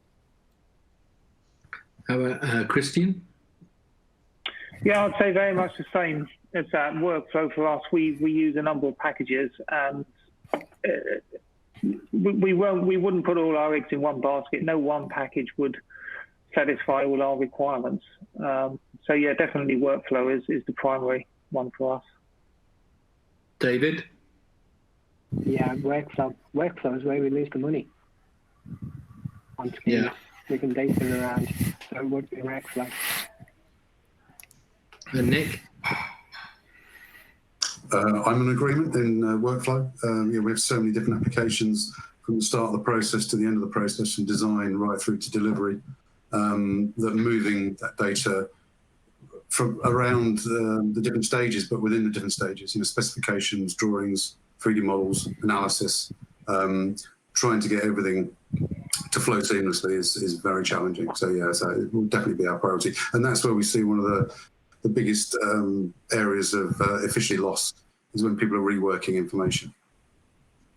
Before we go into the next question, I've forgotten because I was lying on it. But for the best question tonight, I'm going to give away this, which is I think it's a 20-year-old original Revit T-shirt before Autodesk bought the company, and it's from my archives of shirts. So the best question will get the T-shirt.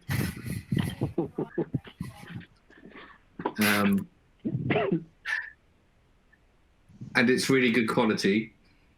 It's multi-threaded. It's multi-threaded. Anyway, so, right. Let's have a few questions regarding the Autodesk stuff, obviously. So I know one of the issues that you brought up with Autodesk was that really you'd like a pay-per-use model, or more of a pay-per-use model, a more dynamic allocation, because you don't want to lose the network licenses because you rely on the way you run. So what does a pay-per-use model mean to you versus the current token system? Who wants to jump in?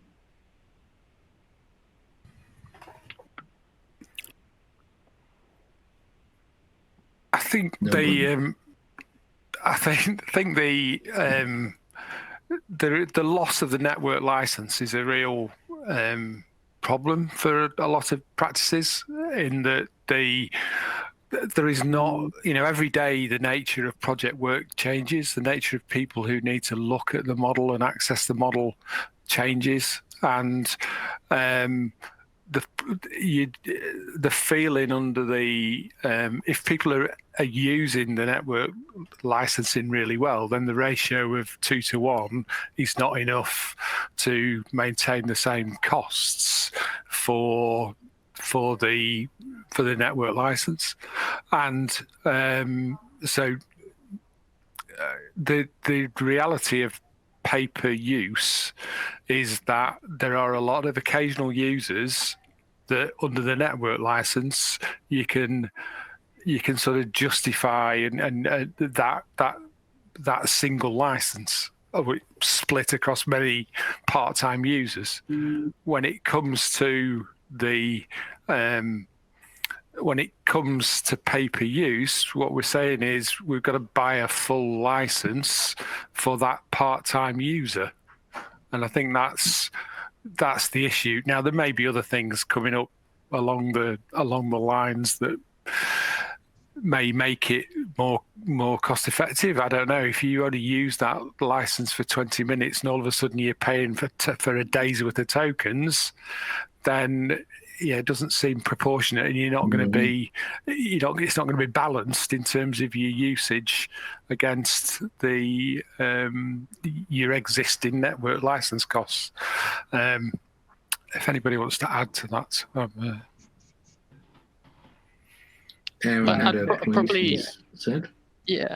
I'd probably suggest, following on from Ian's point there, that as a company, any company out there right now that has a network license file that's going to have that, is going to be pushed, aligned to a new model where that doesn't exist in the very near future and at their next renewal, that company needs to look very carefully at the number of unique users that are currently using one of their networked license files, because it's going to be very, very, very important that they understand whether they are going to be in a very good position or a very bad position following that transition. And I think, unfortunately for us, the bigger you get, of course, the more value that those network licenses offer, because actually you can much better spread the occasional use. Somebody's on holiday for a couple of weeks, that license isn't locked to that person, it's available for somebody else to use. And I think this is where, if you've got these tools that allow you to get the metrics and allow you to get the data from your current network license file, and there's many of third-party solutions out there that allow you to do that, I think it's an incredible challenge for Autodesk specifically to try and justify the benefits of that flexibility being removed. Because actually what's currently on offer at the moment is a model where every and all users in your business that might need to come into contact with their software will need their own license full-time for the entire year. You'll need to pay for that license for those people. You'll also need to manually create them either an account on the Autodesk platform, or you can pay a premium to at some point in the future be able to have your Active Directory integrated with that. But even then, that's not going to give them one of those products. You would still manually have to assign that product to that person. So in contrast to what we have today, the amount of administration, the amount of time and the amount of resources to simply managing Autodesk software going forward, we might as well employ someone. So I can't see any conceivable logical benefit to this new model compared to what we have currently, which is a pretty bold statement, but that's kind of where we are effectively. I think, James, you had a point.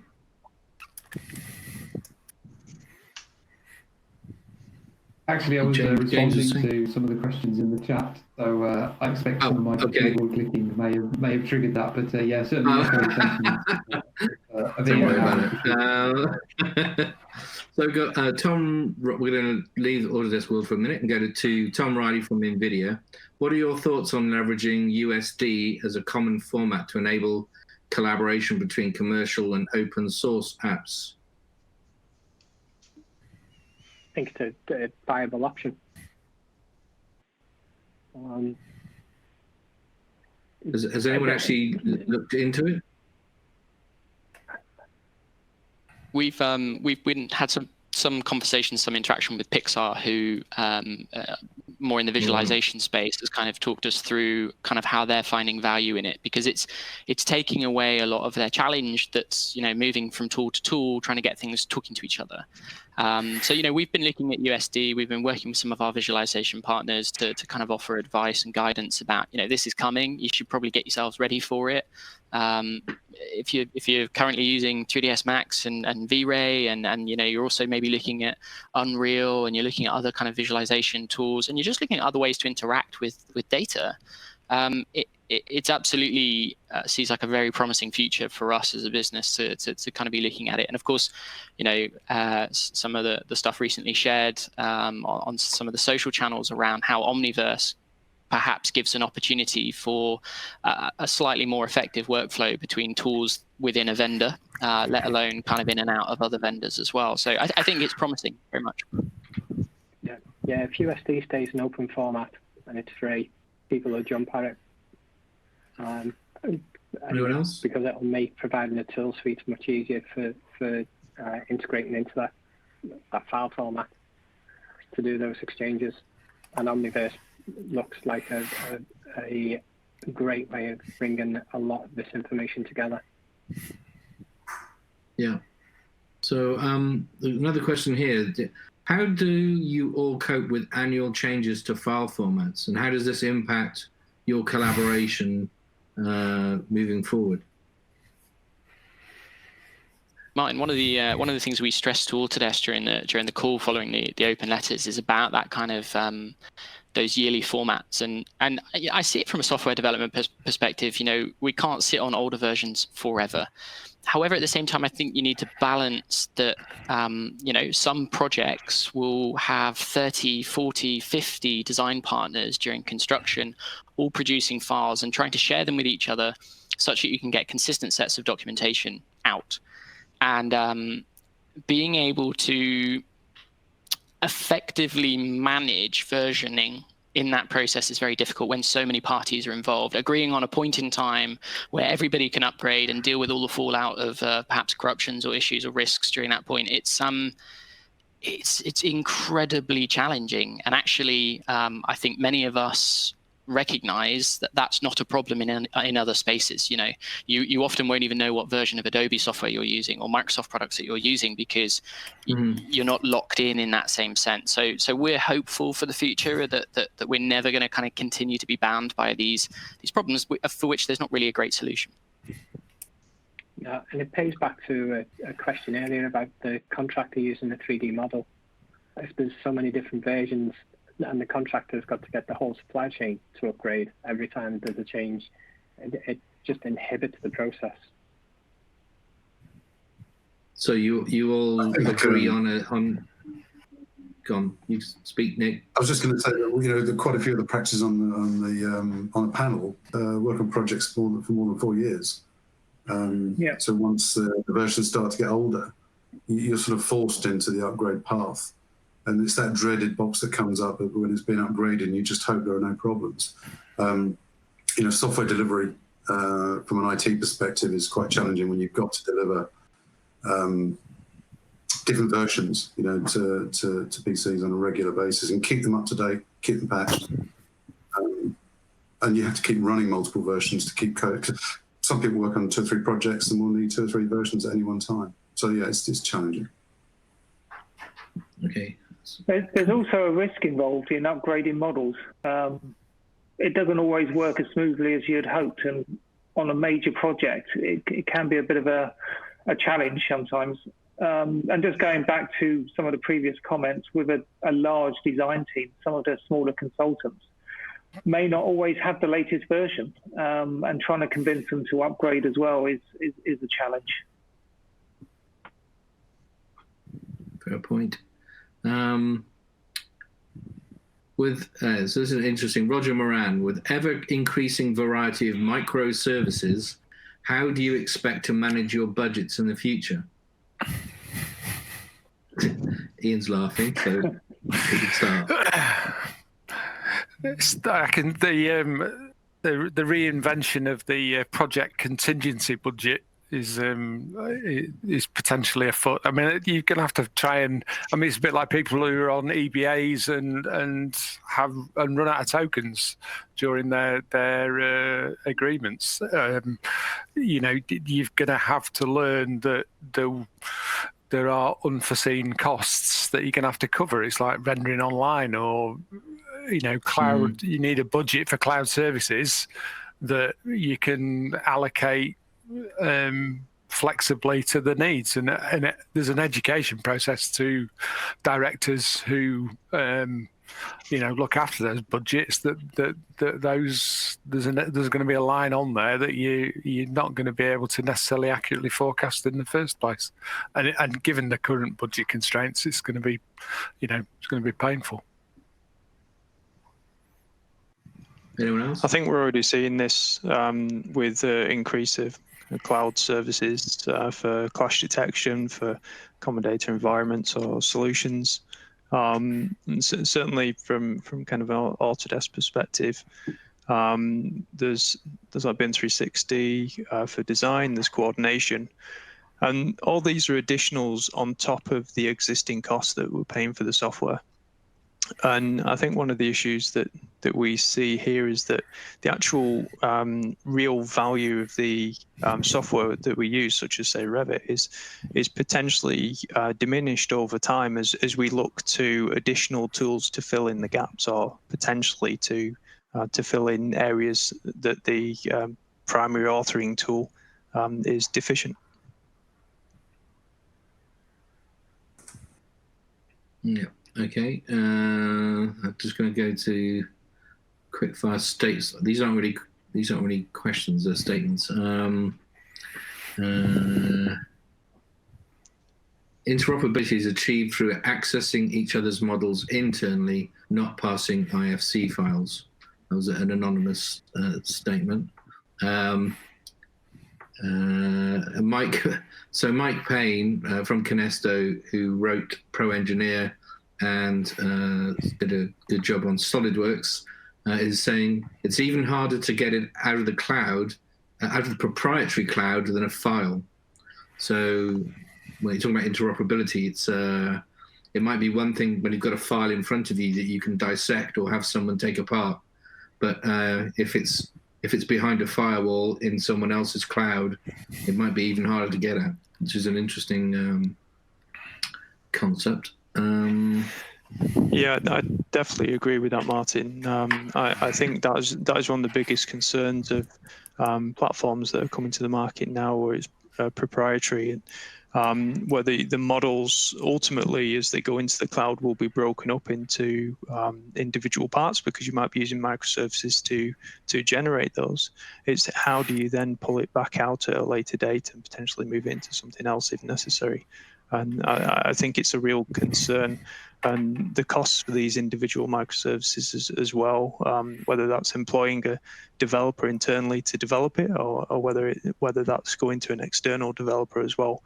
All of this gets lumped on top of a project fee. Yeah, I've got a question about that. I've got to find it. Where's it gone?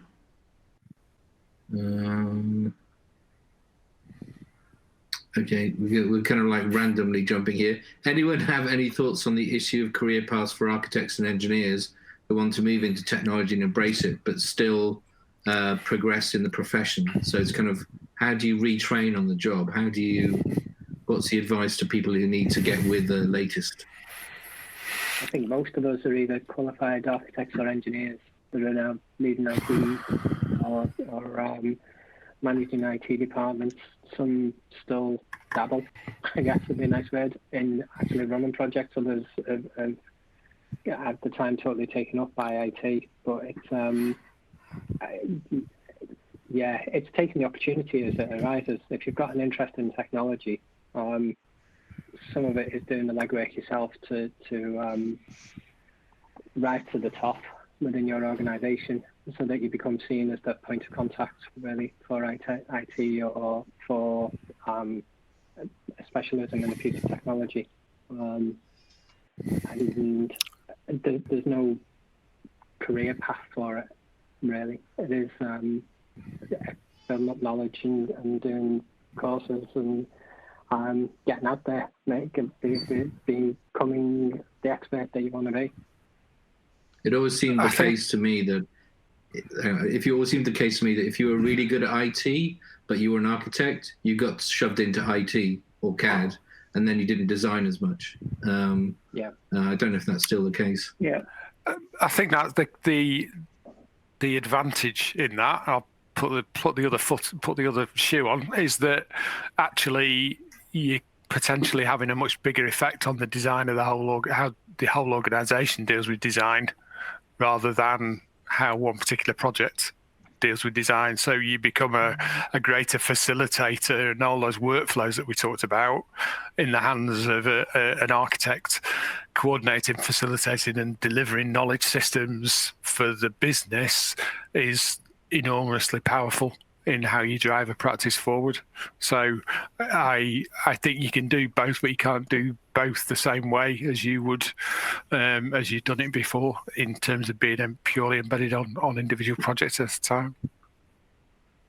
Just jumping back to we're talking about the cloud and lock-in. Alan Waha adds, rule of the cloud, number 1, have a plan to leave before you go in. On that basis, most organizations have an open cloud API policy. See NHS England. So that's kind of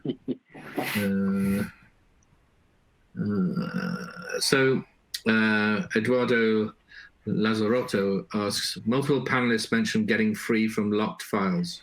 Is the AEC industry ready to push back on requirements for locked files as standard project deliverables? I think this is presume it was locked files. It's gone. I think it's pretty similar to what Kevin was saying just a second ago, which was around this. Many may suggest that they have been locked into an ecosystem of tools and file formats within a specific vendor, for example. Well, going forward, we all have to be very mindful and very careful that if file formats are going away and everything's moving to the cloud, and it's all about using a cloud solution, we need to be careful about all of our information being locked in that cloud solution. And as the previous comment was mentioned about have a plan to get out of the cloud before you get into it, I think it's a perfectly valid point. I think we need to be mindful and cautious, and we need to remind any vendor, whomever they may be, that if we're going to be using their cloud product, we have to be able to interact with other tools. As architects, as I've said before, we use an array of different software tools in order to be able to do what we need to do. That is inevitable. So we need to always make sure that we're able to work with them. An interoperable foundation helps that. If we're up in the cloud, that's great, but we need to ensure that we have the capability to work with other tools by other vendors. And again, it should be seen as a benefit. It should be seen as a part of the sales pitch for that service, that you can interact with those. Because if it's not, and if it's being driven as a bit of more of a kind of a locked thing to keep people in that cloud system, people won't use them. People won't be able to use them because we won't be able to get information out of them. Ian, you had something to say? Yeah, I think you're absolutely right about there are sometimes significant egress costs out of cloud solutions, and those costs come in very manifest themselves in different ways. But I think we've seen 2 generations of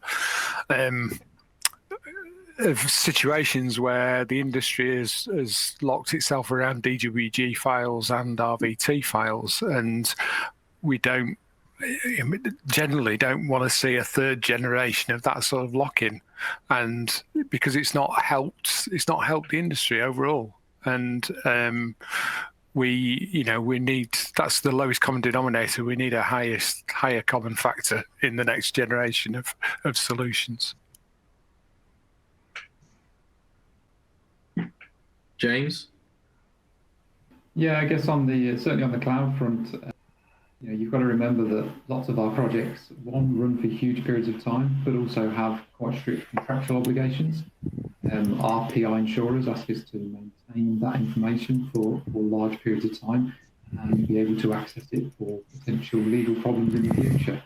When we consider a cloud solution or any application, we're trying to plan for the costs across a set period of time, and knowing the unknowns is really difficult to quantify. I guess when we're trying to discuss these opportunities with our boards and our senior partners or directors, we're trying to give them a clear steer on that for our future, and not have potential horrible costs that might crop up in the future and cause us issues. So we really have to be mindful of that. Okay, got Damien Bree asking, what's the panel's view of what might be a reasonable response from Autodesk on their licensing annual cost of the Revit architectural roadmap? It's a pretty heavy question.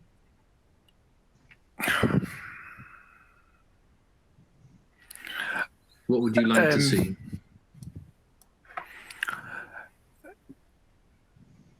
I think in the roadmap we want to understand where Revit is going, because we get very conflicting perspectives on the future from different executive briefings or from product leaders, and there's a certain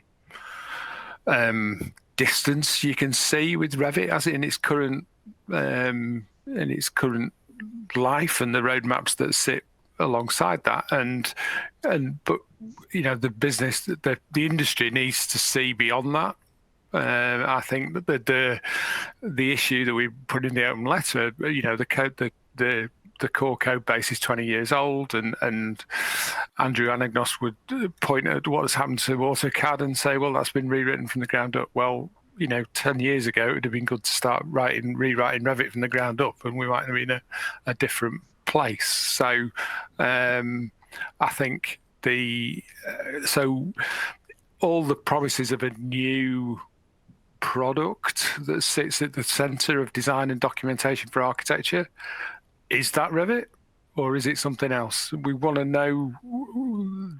We can't see that future at the moment, and we want to see a future where we can see where that design and documentation hub is going to manifest itself.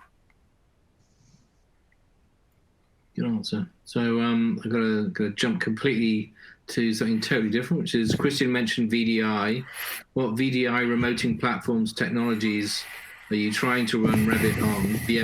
VMware, Citrix, WVD, Azure, AWS, FrameXI? Probably all of the above.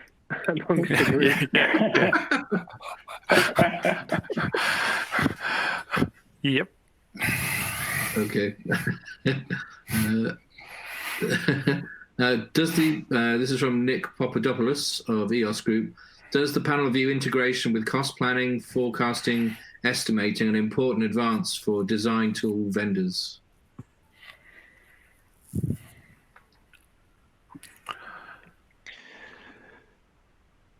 And I think it's very important that as architects we understand the limitations of the information that we develop currently.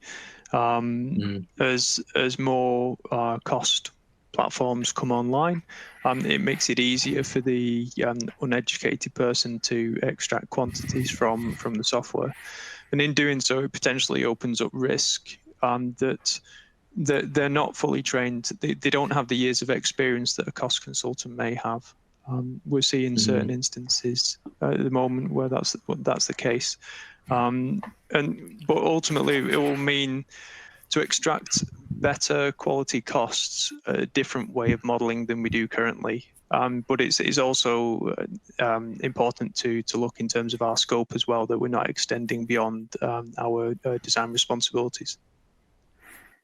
There is a real issue around I think that technology and scope creep that happened over the last 5 to 10 years, and it is putting practices in more and more difficult positions, because you're getting this ever increasing creep in your scope around what's expected to be delivered to enable integration with somebody else, or in some cases you end up doing 90% of the work and passing it on to somebody so that they can finish off the 10% and take the handshake for it. There's an awful lot of issues that interoperability will expose and need to be contractually addressed amongst practices to avoid professions overextending themselves and taking on liability for things that is not really their specialism. That's true. So I've got a question from Pierre from Epic Games. Can you tell us if you're staffing? Can you tell us if you are staffing with software developers in your teams to help you connect software and processes together?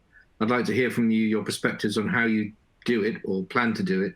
Example, customizing existing softwares to rely on versus relying on out-of-box tools only. So how much development work are your firms doing? We're doing more and more. We're finding some of the architects are now becoming, part-time software developers. We don't employ software developers to do design integration tools. We employ software developers to build websites or analysis tools. But we're finding more and more using things like Dynamo, using other scripting. To try and integrate applications or extract data that off-the-shelf product can't do. So we're finding that. Aaron has a point. Yeah.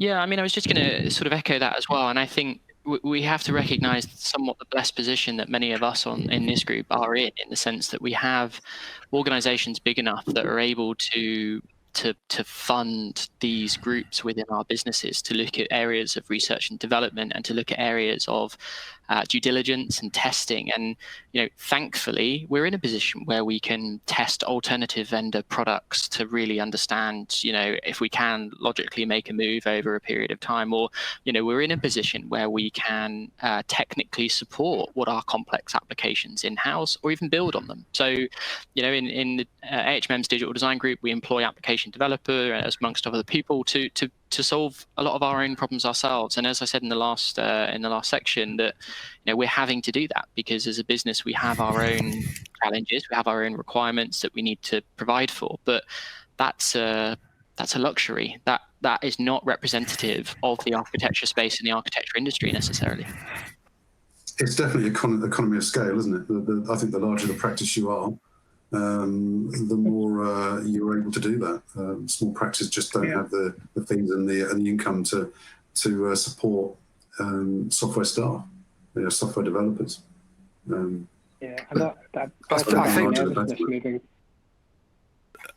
do think.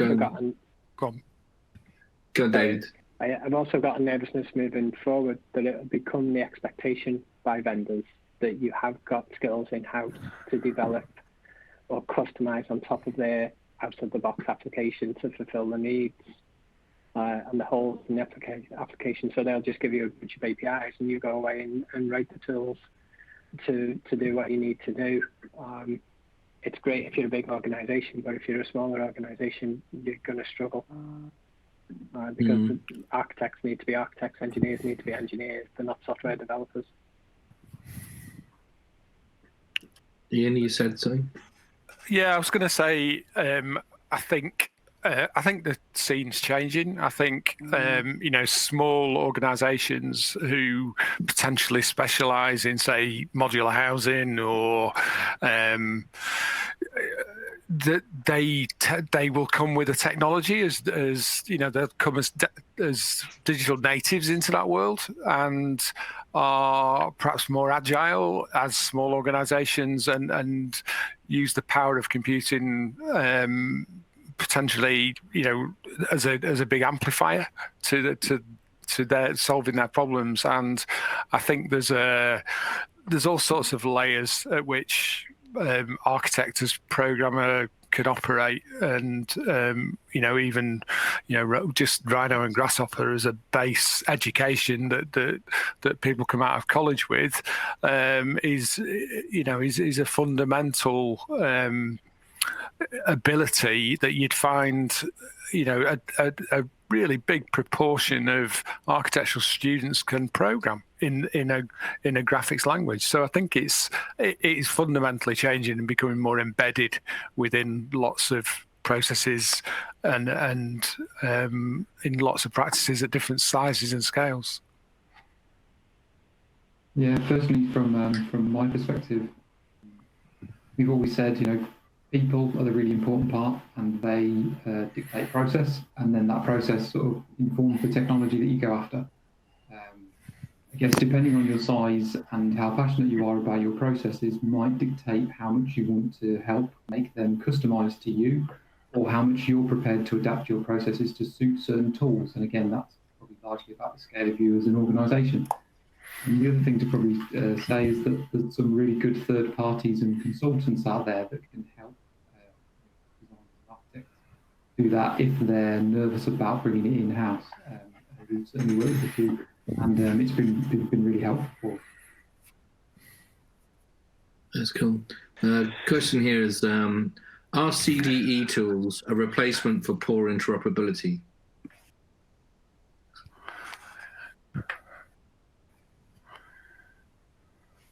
Who wants to jump in? I'm not 100% sure what that specifically is referring to. I think sharing what we are seeing more is that. Go on. I was going to say what we are seeing more now is that tools or extranet platforms are kind of expanding in terms of their functionality and moving into model viewers, etc., and almost kind of acting as an area where these models can be federated. But in doing so, in my opinion, I don't think a lot of these are probably best suited in having that kind of level of control, especially if it's poorly implemented. And also, there's the issue of certain people within organisations that may not necessarily have the knowledge or the understanding to interpret what they're actually looking at as well. Yeah. I just had a note from Martha from Foster and Partners. Architects should be architects, engineers should be engineers, and not software developers. I'd strongly disagree with this comment. So it's made me giggle. Yeah, I think I agree with that to a certain extent as well. I think what we're seeing at the moment is that software is kind of, we don't want to have to be developers in a lot of instances. We're being forced to go down that route and develop functionality within the tools that we feel are kind of commonplace. There's a lot of people that are reinventing the wheel at the moment, and what we'd like to see from our vendors is that they understand the processes that are going on inside every single architectural practice, whether that be in the UK or whether that be globally, and that those issues are tackled as opposed to potentially additional features that are added within software that may be niche or maybe have a different agenda. And I think architects and engineers became architects and engineers to do architects and engineering, not to sit in front of a screen typing .NET code to fill a hole in a piece of software to enable them to do the design that they should be able to do inherently from the software. It's a divisive subject matter. I definitely say that, but I think I think one thing's clear. If from the vendor perspective, so some of the vendors we use today with quite a developed tool that does a lot of things. In my opinion, I think if the future for those vendors is to stop offering a platform that allows you to effectively do what you mostly need to do and start offering a series of services, apps, and microservices, I have concerns about that. I have worries about that. I'm not saying it's not a good I'm not saying there's not value in some of those things, but I'd actually have I have a concern whether it's budgeting, whether it's reliability, whether it's trust, confidence in how those tools do what they're supposed to do. It's the how do you train someone on how to use 81 different separate fragmented tools? It becomes very challenging for me to kind of try and work out how we'll continue doing what we do and providing the support, guidance and advice and training and budgeting for that new world. It's going to be interesting. Ian, you had something? Yeah, I would, as it's divisive, I would sit on the other side of the fence and say I would agree with Martha that architect as tool builder is a fundamental arm of the profession to find the design solutions and optimize the design solutions of the future. But the biggest problem I understood from, Foster's has a very talented and large pool of programming talent in-house. There aren't that many firms there aren't that many firms who take the same approach to it. And on top of that, from every discussion I have with these people, it's a case of how do we charge for the programmer's time? How are those billable hours to the client when they're developing something for a project? And at some point, you just have to not think like that. And you have to think about that everything that you program and you develop is something that you can reuse for the next time you're doing some crazy glazing or you're doing a structure system. But it seems to be the mentality of how can we charge the client for this programming effort as if it's a bespoke thing that's done on each project. And I don't know how Foster's will do it, but Ian, you'd know. I did it's obviously my memory goes back a long way, but the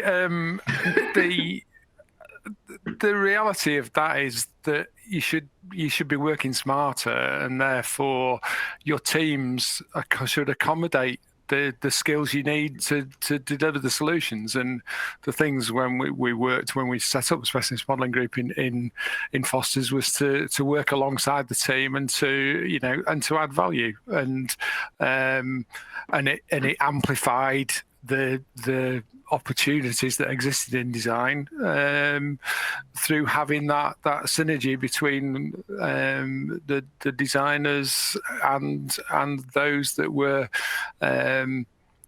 also embedded in computational design and playing the tunes together. Fair enough.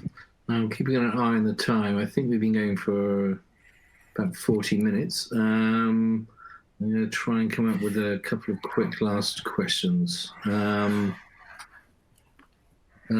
asked, where was it? Oh, yeah. What do the panels see as license issues going forward for clients that require closed networks? If you're doing work for MOD, for instance, or maybe it's sensitive work for somebody who wants some kind of secure projects. How would you manage that in a open cloud world? By its nature, it's not open cloud secure. Well, yeah, it's true. Yeah. But the other thing is you don't really know what's happening to it when it's on the cloud. Are the software developers using it to run AI on to try and learn stuff? You're shoving it over a wall, but how secure is that wall in terms of development? Other people using it? In my experience, it doesn't get shoved over the wall. It is a closed on-prem network, and it might not even be on your normal network. It may be on a separate network that's not even connected to your mainstream network in the office. So it's a non-question because you're not allowed to do it. It's part of the T's and C's with the MOD or whoever that you're not even connected to the internet. So it's sort of not it's not a question. You can't.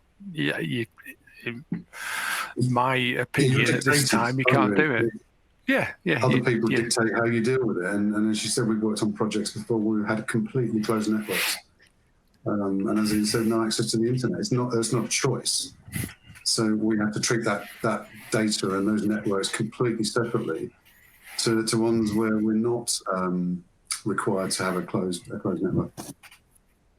I mean, it's not an area exactly of my expertise being an IT topic, but I wanted to maybe just shift the question slightly, which is for 2 points. One is that actually, I think when you're working on a project like that, there are things you do to the data in which you share such that it has relative gradings and it has relative anonymity in terms of what exactly you may be sharing. So, a good example of that might be you might have a design team of eight members. One of those is specifying where all the security cameras, panic points, and all that kind of stuff might be, and alarm points. The model they share for clash detection doesn't need to identify whether something's a camera or a sensor or whatever. It just needs to be a cube. There are things you do about the information you share with certain parties that doesn't have absolutely all the details in and isn't shared in certain forums. And I think the second point I was just going to make is actually I think a lot of the risk items when it comes to projects like this is not so much actually well, I don't have the experience really to say this, but I often think it's not so much in terms of sharing information in very secure and specific ways. It's usually someone that's gone to a conference, taken a photograph from the model and then puts it on Twitter, or it's a video was made for visualization purposes, and that video is just uploaded to Vimeo where someone can see a whole walkthrough of a secure site. So, typically there are other reasons why you really want to make sure you've got a holistic view in terms of the security on a project. Yeah, and as Nick alluded to, often it's not really our call. It's been dictated as part of the contract with the client about the methods, whether that's private cloud, public cloud, closed networks. So often it's not really our call about what we do with it. But I do agree with Michael. It's not cloud. When it's private network, it's not cloud. Someone's asked, do the firms represented here have compliancy worries from any other vendors of their suppliers? All of them. But not the same way as we do with Autodesk.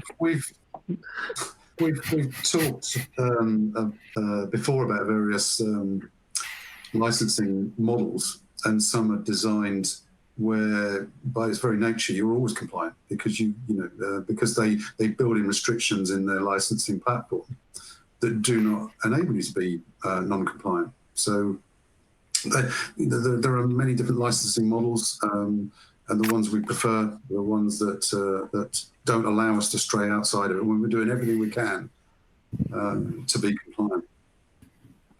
Yeah, I think it's important to point out that all the practices within the group strive to be compliant with any of the software that they are using. Some vendors make it much easier to be compliant than others, and that's where the issues start to come with the vendors that make compliance difficult or challenging, particularly if you've got a large estate to manage.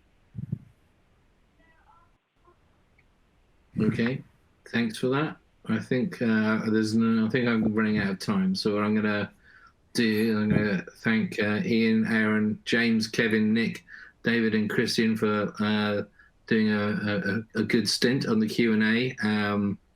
I think they've been talking about 2.5 hours in total from the original talk we did as well. So permanently put on the internet to be pulled apart in the future. So thank you very much. This has been 6 interesting days. I've seen lots of cool stuff, lots of information that necessarily I've never seen before, and it was great to see real demos of new software that's coming out, like the Archeo stuff and some of the Unreal stuff which is coming out soon. So I'd like to thank all the speakers who've taken part. I think there's some in the region of about 25 who've given their time over the last 6 days and beyond to produce their presentations. I'd like to thank all our sponsors, Lenovo, NVIDIA, AMD, and Epic Games. And I'd like to thank everybody for tuning in and registering and hanging out with us for a while in various parts of my house. I'm ending in the kitchen where I started.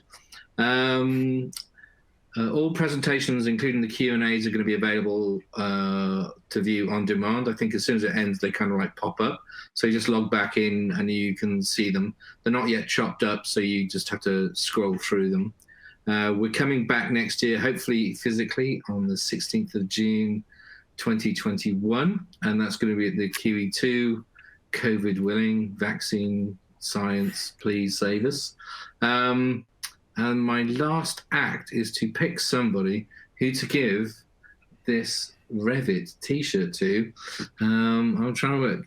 Any suggestions? Who's the guys? If you can see someone, I'm kind of tempted to send it to Martha, but I know it's like way too big. It's like I could give it back. I could give it to Mike Payne, but I think it's too small for him. Let's have a look. I'm going to give it to